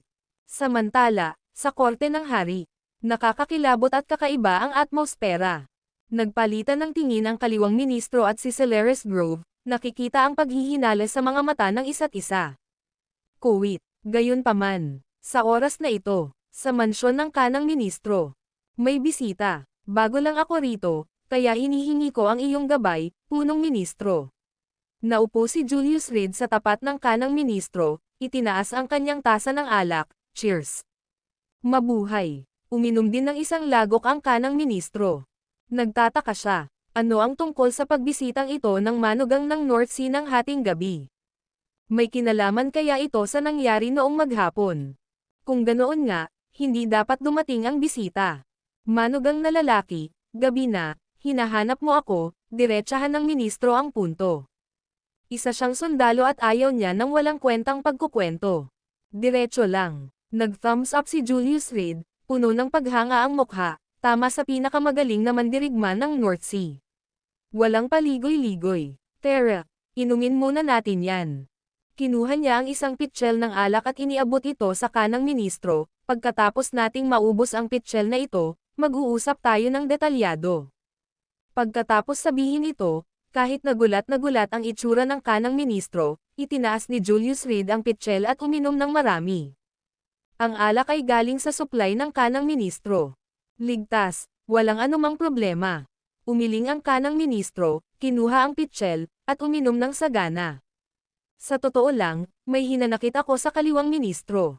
Matapos ilagay ang walang laman na pitsyel sa mesa, pinunasan ni Julius Reed ang kanyang bibig gamit ang kanyang manggas, isang hinanakit na napakalalim, hindi tayo maaaring magsama sa iisang langit. Ang video na ito ay edited by Urban Storytelling. Kabanata 1248, Pagpapadala ng CC, O. Pagkatapos niyang sabihin ang mga salitang iyon, ang kanang ministro ay lubos na nalito. Magkimkim ng sama ng loob. Bakit hindi niya alam ang tungkol dito? At hindi ba't ilang araw pa lang ang nakalipas nang dumating ang bagong lalaking ikakasal na ito sa North Sea? Paano siya magkakaroon ng galit laban sa kaliwang ministro? Habang iniisip ang mga bagay na ito, ang kanang ministro ay nagsimulang mag-alala. Posible kayang isa siyang especially iyan na ipinadala ng kaliwang ministro. Ang kaliwang ministro ang pinuno ng mga opisyal sibil, isang mabait na tao. Ngiti niya kay Julius Reed, gawain, mayroon bang hindi pagkakaunawaan dito? Gayunpaman, kung pag-uusapan natin yan, ang pagkakasala sa kaliwang ministro ay hindi magpapadali sa buhay.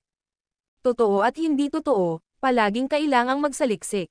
Iyan mismo ang dahilan kung bakit kita ginugulo sa kalagitnaan ng gabi, kanang ministro. Ang mukha ni Julius Reed ay puno ng pag-aalala, at ang kanyang kanang kamay ay mahigpit na nakakuyong sa isang kamao. Inaamin ko, noong ako ay nasugatan, ang kaliwang ministro ang talagang lamason sa akin. Noong mga oras na iyon, Medyo may malay pa ako at nararamdaman kong nawawala ang aking buhay. Ngunit sa hindi malamang dahilan, may isang taong palihim na pumasok sa aking silid at binigyan ako ng tableta, na siyang nagligtas sa aking buhay. Pagkatapos niyang sabihin iyon, umiling siya at ngumiti ng mapait, siguro ang hari ang nagsugo para iligtas ako.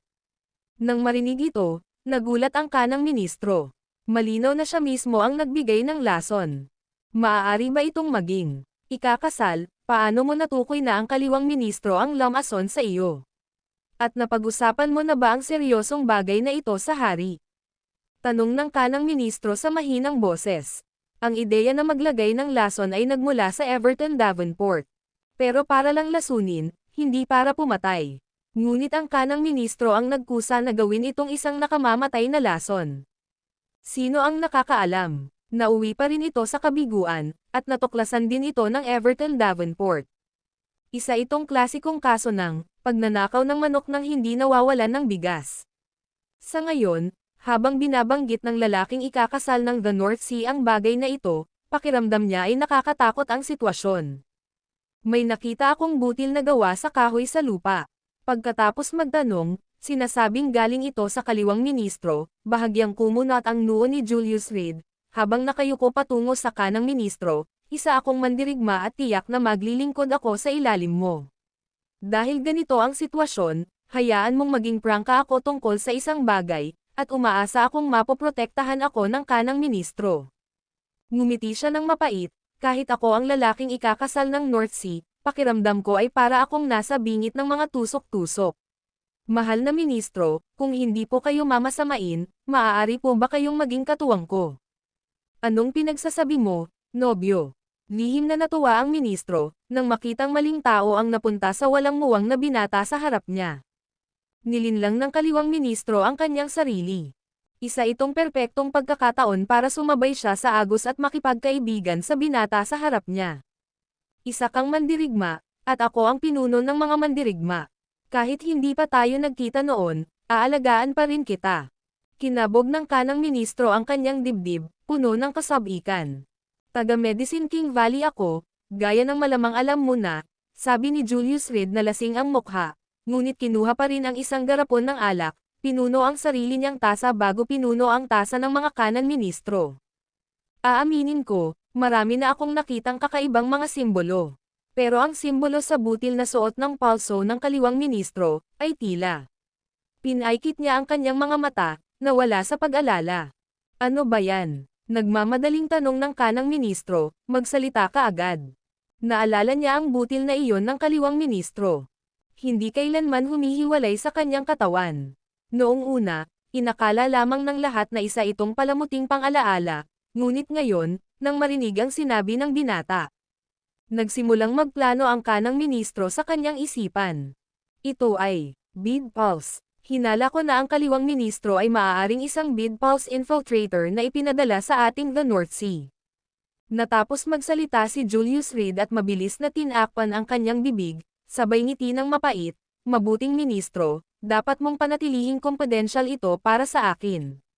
Kung mabubunyag ito, malamang na hindi ako mabubuhay sa The North Sea. Handa siyang magpasiklab ng away sa pagitan ng kaliwa at kanang ministro. Pagpapanumbalik. Mas maganda kung magkikita sila sa Star City. Ang butil na kahoy sa kamay ng kaliwang ministro ay malamang nagaling sa bead pulse. Gaya ng plano, gustong malaman ni Julius Reed ang tunay na ugnayan sa pagitan ng kaliwang ministro at ni bead pulse. Ang kanyang layunin sa pagpunta sa maharlikang korte ng North Sea ay una upang magunjok ng panloob na alitan, upang pahinay ng grupong ito ng mga kaaway. Pangalawa, ito ay upang matuklasan ang lahat ng katotohanan na may kaugnayan sa kanyang sarili. Pendleton, Seven Veins, at kung bakit tumakas ang North Sea patungong Star City ilang taon na ang nakalilipas. Monthorst, Ian Jordan. Ang lahat ng mga sagot na ito ay nangailangan ng paghahalo ng dagat hilaga sa malabong katubigan upang malinaw na maunawaan. Totoo ba talaga yan? Pinaikit ng kanang ministro ang kanyang mga mata, walang humpay na nag-isip. Nang makumpirma na ang kaliwang ministro ay talagang may koneksyon sa bead pulse, ito ay isang napakalaking sorpresa. Ang buong maharlikang korte ay magugulo sa isang bagyo ng dugo at malisya. Talaga, bulong ni Julius Reed, dapat ilihim ito ng punong ministro para sa akin.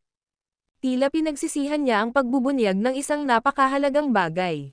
Magpakatatag ka, binata. Masayang-masaya ang kanang ministro, iniabot ang kanyang tasa kay Julius Reed, uminom ka. Mula ngayon, ako na ang bahala sa iyo.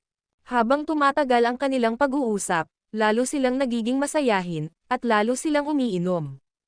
Dinala ang Solaris Grove, at isang malaking kaguluhan ang naganap sa labas, ngunit walang alam ang kanang ministro tungkol dito. Ito ang intensyon ng Everton Davenport. Epektibong isinailalim niya sa house arrest ang parehong punong ministro. Pagkatapos ng 3 beses na inuman, parehong lasing na lasing ang dalawang lalaki. Punong ministro, ang luho talaga ng kurbadong rende sa dingding mo. Lasing na bulong ni Julius Reed sa kanyang mga salita, gusot ang kanyang dila habang nagsasalita. Siyempre, nagkukunwari lang siya. Haha. Iyan ang sandata ko para sa pakikipaglaban sa mga kaaway bago pa ako pumunta sa North Sea noong mga unang taon ko. Malaki ang kahalagahan nito para sa akin. Tumayo ang kanang ministro, naglakad papunta sa pader, ibinaba ang gininto ang mahabang pana, at hinayla ito ng malakas. Tila bumalik siya sa mga eksena ng pakikipaglaban sa mga kaaway noong mga nakaraang taon. Maaari ko bang tingnan ng mas malapitan? Yutol-yutol na lumapit si Julius Reed sa kanang ministro. Nagustuhan mo ba? Iniabot ito ng ministro ng kanan, na namumula ang mukha, kay Julius Reed. Ang pagkaalam sa nakagugulat na sikreto ng kaliwang ministro ay nagparamdam sa kanya ng kakaibang saya. At ang makilala ang magiging asawa ng North Sea ay parang pagpatay lang sa 2 ibon gamit ang isang bato. Hanggat mapatunayan niya ang koneksyon sa pagitan ng kaliwang ministro at ni Bidpulse, maaari niyang tuluyang talikuran ang kaliwang ministro. Siya ay magiging pangalawa lamang sa isa at higit sa 10,000. Napakahusay na pana. Malakas na hinayla ni Julius Reed ang pana, pinahahalagahan ang napakagandang pagkakagawa. Matapos itong paglaruan ng ilang sandali, atubili niya itong ibinalik sa kanang ministro. Kung magustuhan mo, sa iyo na ito. Isinuksok ng kanang ministro ang gininto ang mahabang pana sa mga bisig ni Julius Reed, sa aking mga kamay, isa lamang itong dekorasayon. Sa iyong mga kamay, kapag nakipaglaban ka at nakamit ang mga dakilang gawa, mapapatunayan nito ang kahalagahan nito. Talaga, tuwang-tuwa si Julius Reed. Ang salita ko ay kasing taybay ng ginto. Natapos magsalita ang kanang ministro at tinapik sa balikat si Julius Reed, umaasa ako na kapag naluklak ka na sa kapangyarihan sa hinaharap, makapagsasalita ka ng mabuti tungkol sa akin sa harap ng hari. Talaga, pinaglaruan ni Julius Reed ang mahabang pana, hindi mapigilan ang kanyang kagalakan. Maggagabi na, kailangan ko nang umalis. Mag-ingat ka. Tuwang-tuwa ang kanang ministro. Punong-puno ng usapin tungkol sa kaliwang ministro at ni Bidpulse ang kanyang isipan, hindi na siya masyadong nag-abala pang mag-isip. Pagkaalis sa tirahan ng punong ministro, isinabot ni Julius Reed ang mahabang pana sa kanyang likod, at agad na nagbago ang kanyang ekspresyon. Sa sandaling ito, nakatayo ng may pag-aalala si Solaris Grove sa pasukan ng mansyon ng punong ministro. Pagkatapos ng insidente ngayon, nagayos na ang Everton Davenport ng mga gwardya na magpwesto sa labas ng mga pintuan ng kaliwa at kanang ministro, na hindi pinapayagang lumabas o pumasok. Siyempre, hindi pa dumarating ang mga gwardya nang pumasok si Julius Reed. General Grove. Nang makita si Solaris Grove, binati siya ni Julius Reed, maaari ba akong mag-usap? Walang oras. Sa harap ng kanyang karibal sa pag-ibig, si Solaris Grove ay medyo bastos. Tingnan mo ito. Nang makitang hindi nagbibigay ng pansin ang mga gwardya, ibinunyag ni Julius Reed ang mahabang pana mula sa kanyang likuran. Ito ay, tiyak na nakilala ito ni Solaris Grove.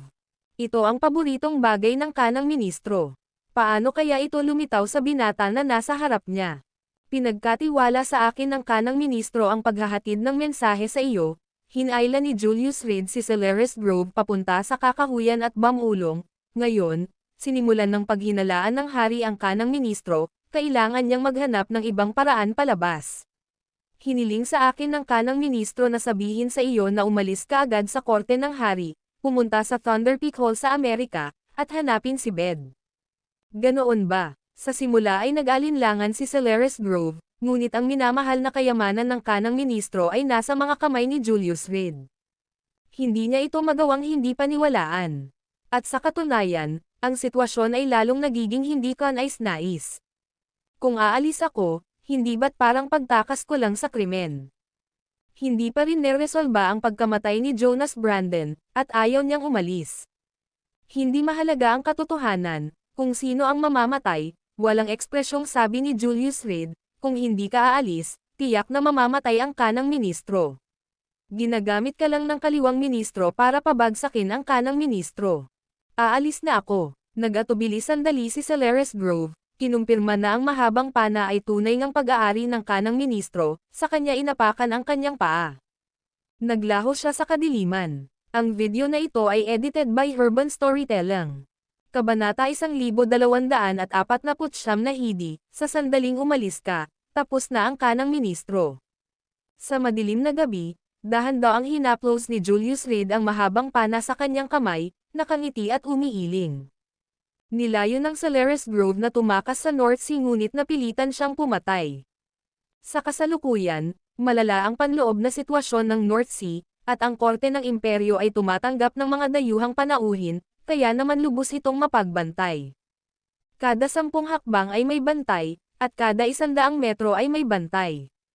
Maging ang gobernador ng Star City ay personal na nanguna sa mga pagpapatrolya.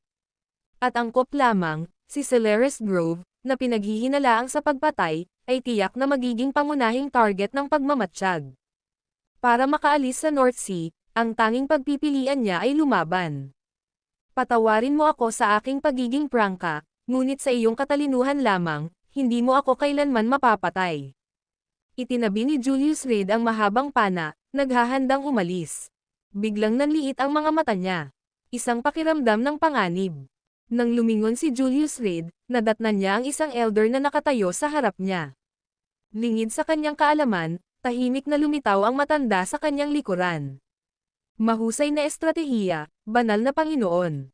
Matapos siyang matuklasan ni Julius Reed, hindi nataranta ang matanda sa halip ay pinagsalikop niya ang kanyang mga kamay at bahagyang yumuko. Micah Will, Ishmael Will, handa kayong maglingkod, banal na Panginoon. Ishmael Will. Tila biglang may naalala si Julius Reed, habang nakatingin sa matanda at malakas na nagtanong, ikaw ba ang nagpaabot ng mensahe kay Nelson noon?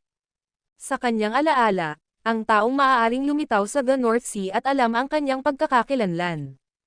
Ay ang matandang iyon lamang. Oo nga, ako nga iyon. Bahagyang ngumiti si Ishmael Will, saka humakbang pasulong. Ang Micah Will ay tapat sa iyo, makatitiyak ka, banal na Panginoon. Lumuhad siya sa isang tuhod, nakapatong ang mga kamay sa dibdib, at ang ekspresyon sa mukha ay matapat. Hindi ako naniniwala, umiling si Julius Reed. Dati, nilabanan ako ni Leland Will at napatay ko siya sa punong himpilan ng Shadowgate. Sa labanang iyon niya nakita ang liham na isinulat ni Tyler Thomas para kay Micah Will habang yakap ni Leland Will. Kalaunan, nakakita siya ng isang liham mula kay Pendleton. Kung ang Micah Will ay talagang kanyang mga tao, bakit sila kikilos? Sa lohikal na paraan, wala itong saysay. Leland Will. Napaisip ng malalim si Ishmael Will. Pagkalipas ng 1 minuto, bigla siyang tumawa, hindi kasama sa Micah Will si Leland Will. Talaga, sinuri ni Julius Reed ang nakatatanda sa harap niya, bahagyang nakasimangot, may marka si Leland Will. Kahit hindi ko pa nakikita ang marka ni Micah Will, halos tiyak na magkapareho ito. Matapos patayin si Leland Will, itinaas niya ang damit ng lalaki. At hinalughog. Sa kanang braso ni Leland Will ay may simbolo na kahawig ng isang bagwa. Si Micah, na sumusunod sa tradisyon. Noong humingi ng kanlungan si Granny Zaihua sa 10,000 Mountain Alliance, nabanggit niya ito. Ang bawat isa sa 7 mga ugat ay may kani-kanilang mga simbolo. Mga simbolo iyon. Iba lang talaga ang lokasyon ng mga marka ng vein holders kumpara sa mga ordinaryong tao. Malamang nagsisinungaling ang matanda. Banal na guro, wala po kayong alam. Nakaluhod pa rin, bahagyang tumangala ang matanda, nang maitatag ang Pendleton. Ang iyong pinakamatapat na lingkod ay nakapasok dito at naging tagapagtatag ng Micah Testament. Hindi ito ipinaalam sa iyo ng lingkod na iyon at kusang nagkusa. Pagkatapos lamang ng kanilang pagkamatay natuklasan ito ng Micah Testament's Vaneholder. Ang buong Micah Will, bawat henerasyon ng mga Vaneholder, ay sinanay mula sa murang edad upang matiyak ang lubos na katapatan at pagiging lihim. Hindi mo maiisip na ang Micah Will, hanggang ngayon, sa loob ng 18 henerasyon, ay itinatago lamang ang sikreto sa akin. Kalmado ang tingin ni Ishmael Will, at ang tono ng kanyang boses ay lubos na magalang. 300 taon na ang nakalilipas, sumiklab ang kaguluhan sa loob ng Micah Will, at nagsimulang magpatayan ang 7 Vanes. Nang panahong iyon, ang Vaneholder ay nasugatan ng Bid Pulse at, sa bingit ng kamatayan, ipinasa ang sikreto sa kanyang disipulo. Ngunit nang bumalik ang kanyang disipulo sa Micah Will, isang bagong Vaneholder ang napili na. Mula noon, mayroong 2 sangay ng Micah Will. Si Leland Will ay dapat mapabilang sa sangay na tapat kay Pendleton.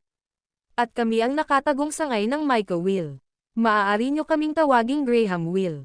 Mabilis na lumipad ang utak ni Julius Reed, sinusuri ang katotohanan ng mga sinabi ng matanda. Ang katulong na iyon ay nagngangalang Hidi. Nang bigkasan ni Ishmael Will ang mga salitang ito, parang nakuryente ang utak ni Julius Reed. Nakatagong dragon, Hidi. Ang sarili niyang palayaw mula noon ay ang Hidden World Dragon King. At si Hidi ay naging alipin niya. Ang kanyang katulong. Pero sa ganoong kaikling panahon, wala na siyang masyadong maalala. Banal na guro, ang North Sea ay walang dapat ipag-alala, ang mga tulad ng Everton Davenport ay sadyang walang kakayahang patalsikan ang 10,000 Mountain Alliance, ngunit ang kailangan mong maging maingat ay ang Pendleton. Napansin ni Ishmael Will ang kakaibang kilos ni Julius Reed, ngunit hindi niya ito pinansin at nagpatuloy, ang mga sikreto ng Pendleton ay mas marami kaysa sa iyong inaakala. Kung tungkol naman sa 7 Vanes, sa pamamagitan lamang ng pag-iisa ng mga sikreto ng 7 Vanes, matatagpuan ang sagot sa pagkakatatag ng Pendleton. Pagkatapos niyang magsalita, tumayo na siya at umalis. Kasing bilis, katulad ng biglaan niyang paglitaw. Sus Mariosep. Huminga ng malalim si Julius Reed, nakasandal sa isang puno habang nakahawak ang mga kamay sa kanyang ulo. Hindi niya matandaan. Pero naniwala siyang totoo ang lahat ng sinabi ni Ishmael Will. Hindi bababasa, 70% nito ay totoo. Pero ano nga ba ang ginagawa ni Ishmael Will, na nagkukubli sa North Sea? Nadama ni Julius Reed na ang tubig dito ay mas malalim kaysa sa kanyang inaakala. Ang North Sea ay tahanan hindi lamang ng mga tao sa North Sea. Napasok din ito ng impluwensya ng 7 Vanes. Monthorse, ang kaliwang Minestros Bid na pulse na gawa sa kahoy, at si Ishmael Will. Nako, huminga siya ng malalim at naglakad papunta sa kanyang kwarto. Di magtatagal, kakalat ang balita ng pag-alis ni Celeres Grove, kinailangan niyang siguraduhin na mayroon siyang alibay. Kung tungkol naman sa mga butil na gawa sa kahoy ng kaliwang ministro, siguradong kakagat din ang kanang ministro pagkatapos mahuli. Pagdating ng panahong iyon, makukuha na ng Everton Davenport ang mga kasagutan para kay Julius Reed. Iiwasan niyang madumihan ang kanyang mga kamay kung maaari. Malalim na ang gabi. Mabilis na naglakad ng mag-isa si Celeres Grove sa dilim. Ang pagkamatay ni Jonas Brandon ay nagdulot sa kanya ng kaguluhan. Labis na pinalala ng palaso na iyon ang kanyang mga hinala. Ang pananatili sa The North Sea ay malamang na hindi magiging maganda ang kahihinatnan para sa kanya. Bukod dito, ang mensahe ng ministro ng kanan sa pamamagitan ni Julius Reed ay nagpatibay sa kanyang determinasyon na lisanin ang North Sea. Tumigil ka, sinong pupunta dyan? Sa dilim, isang matigas na boses ang tumawag. Isang bantay sa hilagang dagat. General, Celeres Grove. Huminto si Grove, lumingon, at hinarap ang gabi. General Grove, sa utos ng hari, walang sino man ang maaaring gumalaw dito. Bumalik po kayo agad. Sa kadiliman, muling narinig ang boses. Mayroon akong apurahang bagay, maikli at maikling sabi ni Grove. Isa itong emergency, walang oras para makipag-usap sa hari. Kasabay nito, nagpatuloy siya sa paglakad. Ngunit pagkatapos ng 3 hakbang, isang mahinang tunog ang nakarinig sa kanyang pandinig. Ito ang espesyal na walkie-talkie ng North Sea. Magpapadala na sana ng ulat ang gwardya. Swoosh! Sus Mariosep, biglang umikot si Grove. Hinailan niya ang kanyang pana. Pinakawalan ang palaso. Patawa, Naglaho ang palaso sa kalaliman ng gabi. Kasunod nito ay ang tunog ng isang mabigat na bagay na bumagsak sa lupa. Pagkatapos ng pagpatay, tumakbo pasulong si Grove. Dahil malinaw, sa hindi kalayuan, isang liwanag ang sumilay. Lumabas na ang mensahe. Ngunit pagkatapos tumakbo ng 1 kilometro lamang, muling hinarap si Grove ng isang grupo ng mga lalaki. General Grove, tumigil ka. Itinapat ng bantay ang kanyang flashlight kay Grove. Sa utos ng hari, bumalik po kayo. Ang hari, nagulat si Grove. Oo, ibaba ninyo ang inyong mga armas at sumama kayo sa amin, sabi ng mga gwardya ng North Sea, na may mga baril na lumalabas sa kanilang mga kamay. Kung hindi, papatayin ka ng walang awa. Hindi mo ako mapipigilan. Tumalon. Malakas na tumalon si Grove, habang may 5 palaso na lumitaw sa kanyang kamay. Hinailan niya ng buo ang pana. Bago pa tumunog ang mga putok ng baril, 5 palaso ang lumipad sa ere. Sunod-sunod na bumagsak ang mga sundalo. Pasensya na. Tiningnan ni Grove ang mga bangkay sa lupa, pumasok sa isang silid, at kumuha ng isang parachute. Pagkatapos, itinulak niya pabukas ang isang maliit na pinto. At diretsyong tumalon pababa. Ang video na ito ay edited by Urban Storytelling. Kabanata 1250 Insomnia humahampas ang bagyo patungo sa kanya. May daladalang parachute si Celeres Grove sa kanyang likod, nagsisimulang pag-isipan ang kanyang magiging paglipad sa himpapawid. Lumingon siya sa likod, pinagmasdan ang lumiliit na palasyo sa langit sa di kalayuan, ang kanyang emosyon ay labis na naguguluhan. Sa North Sea ng Star City, mayroong 2 base. Ang isa ay nakabitin sa kalangitan. Ang buong kumpol ng mga gusali nito ay napanatili ang katatagan sa pamamagitan ng pagtulak pababa na pinapagana ng nuclear.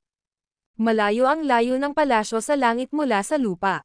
Inayos ng buong palasyo ang posisyon nito kasabay ng paggalaw ng araw, tinitiyak na kapag tumangala ang mga tao sa langit, hindi nila mapapansin ang kahit kaunting itim na tuldok sa gitna ng nagliliyab na araw. Kung umuulan o makulimlim, lahat ay pupunta sa palasyo sa ilalim ng lupa para magtrabaho.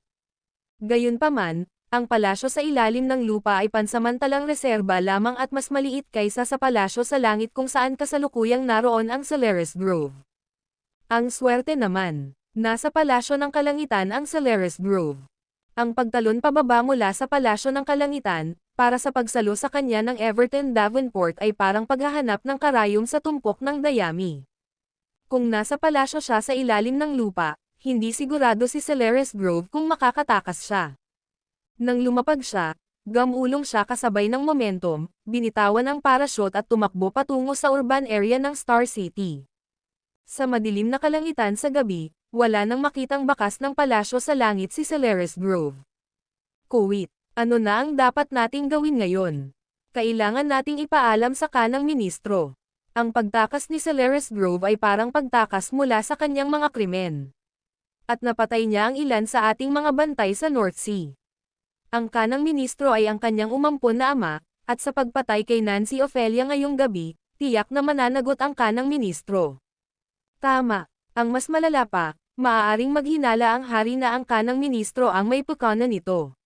Sa oras na iyon, huli na ang lahat.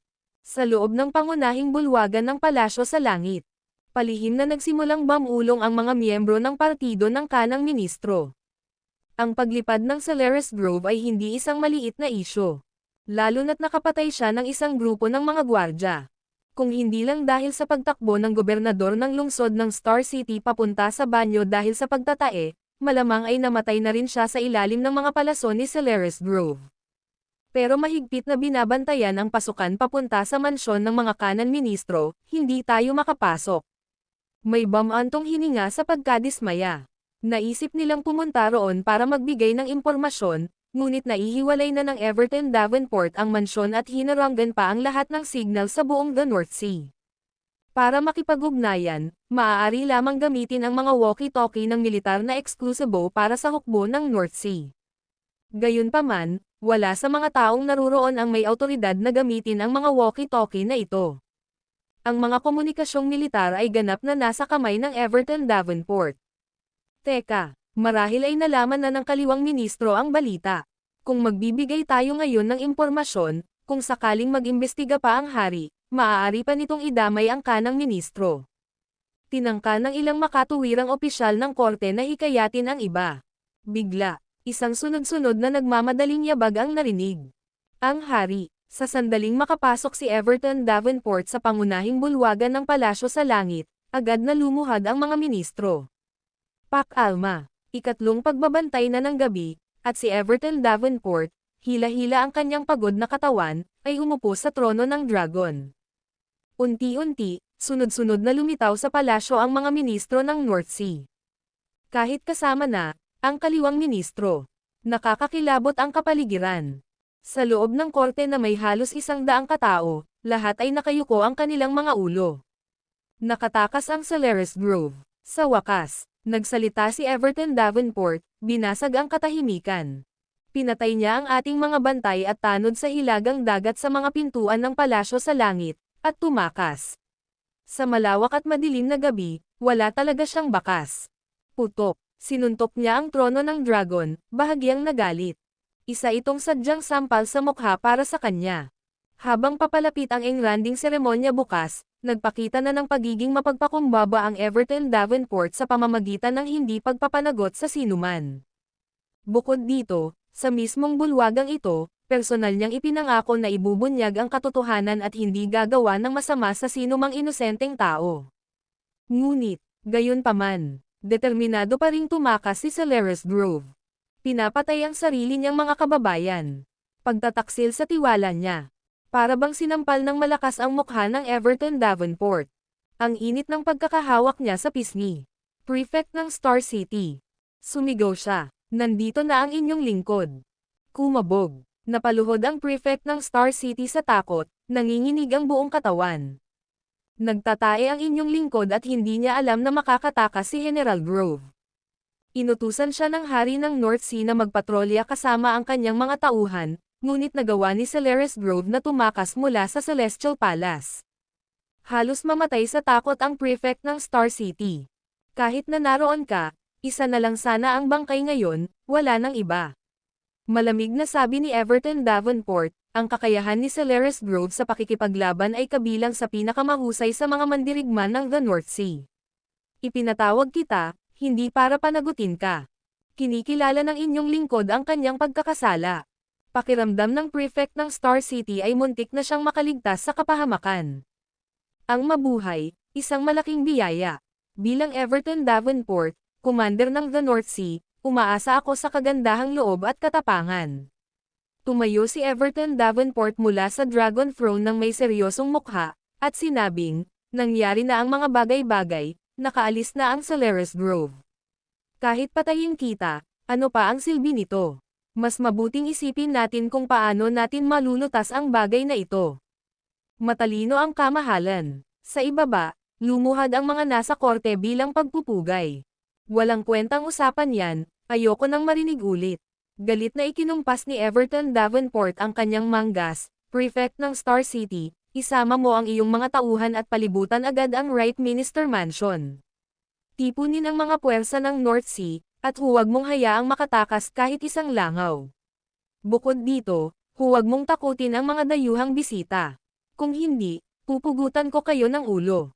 Oo, ang prefect ng Star City ay padabog na lumabas ng Grand Hall, habang gumugulong-gulong at gumagapang. Sa sobrang kaba, natisod pa siya sa may pintuan. Natamba at dumudugo dahil sa isang hiwa sa kanyang ulo. Ngunit sa huli, maaari pa rin siyang makalabas ng Grand Hall ng buhay. Kamahalan, nais pong pangunahan ng matandang lingkod na ito ang paghabol. Itinaas ng kaliwang ministro ang kanyang ulo upang tumingin kay Everton Davenport. Sa pamamagitan ng pagtakas upang maiwasan ang parusa para sa kanyang mga krimen, halos pinatutunayan ni Celeres Grove ang kanyang sariling kawalang kasalanan. Sa ganitong panahon, kung kaya niyang makuha si Celeres Grove at samantalahin ang pagkakataong pabagsakin ang kanang ministro. Sa malawak na gabing ito, nang walang kahit isang bahid ng liwanag, saan mo siya hahabulin? Pinaikit ni Everton Davenport ang kanyang mga mata, sinusuri ang kaliwang ministro, bukod pa rito, kahit tumakas si Celeres Grove, maaaring hindi siya ang kriminal. At ikaw, maaaring hindi ka inosente. Galit siya sa mga taong madalas sumipa sa isang lalaki habang ito ay natutamba. Kamahalan. Lumuhad sa takot ang kaliwang ministro, walang sala ang lingkod na ito.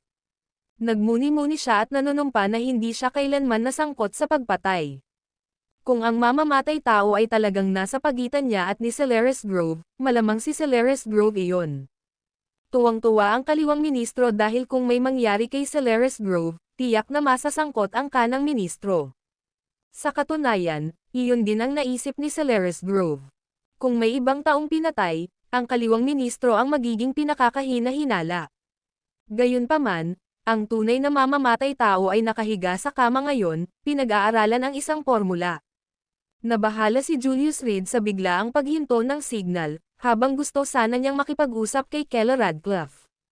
Dahil sa pagkabagot, dumukot siya ng isang piraso ng papel mula sa kanyang bulsa. Isang liham mula kay Elwood Thornycroft. Nang umalis siya sa Medicine King Valley, napag-aralan na ito ni Julius Reed minsan. Ang resetang ito ay regalo sa kanya ni Elwood Thornycroft. Ito rin ay bunga ng ilang taon ng pananaliksik ng Medicine King Valley. Asol na berdeng baging ng dagat. Malinaw na naalala ni Julius Reed na ang isa sa mga sangkap na nakalista sa liham ay ang dugo ni Isabella Worm. Dapat sana ay blue sea green vine ang orihinal na sangkap. Sa unang tingin, tila walang blue sea green vine, kaya kailangan pang gumamit ng pamalit. Sinasabing, bukas, dadalhin ni Isabella Worm ang Divine Dragon Tripod upang lumahok sa engranding seremonya. Talagang inaabangan ito ni Julius Reed. Sa apat na katulong, nakilala na niya si Lillian Thompson. At si Isabella Worm, ang pinakagustong makita ni Julius Reed, o sa halip, ang hinahanap ng natitirang tatlo, talagang abang darating siya. Punong-puno siya ng pananabik, ang misteryo ay tuluyang malulutas. O baka naman, pinagtaksilan siya ni Isabella Worm. Ang seremonya ng koronasyon ng hari, nakatakdang maging pambihira. Gayunpaman, nais lamang ni Julius Reed na mamuhay ng tahimik bilang isang magandang lalaki, habang pinapanood ang mga tao ng The North Sea na naghahabulan. Pamilihan ng multo sa lungsod ng Paglangoy. Naalala niya ang tawag mula kay Tyler Thomas noong kontrolado pa niya ang kanyang pakiramdam, na nagsasabing pupunta si Leander Sylvan sa Swimming City Ghost Market.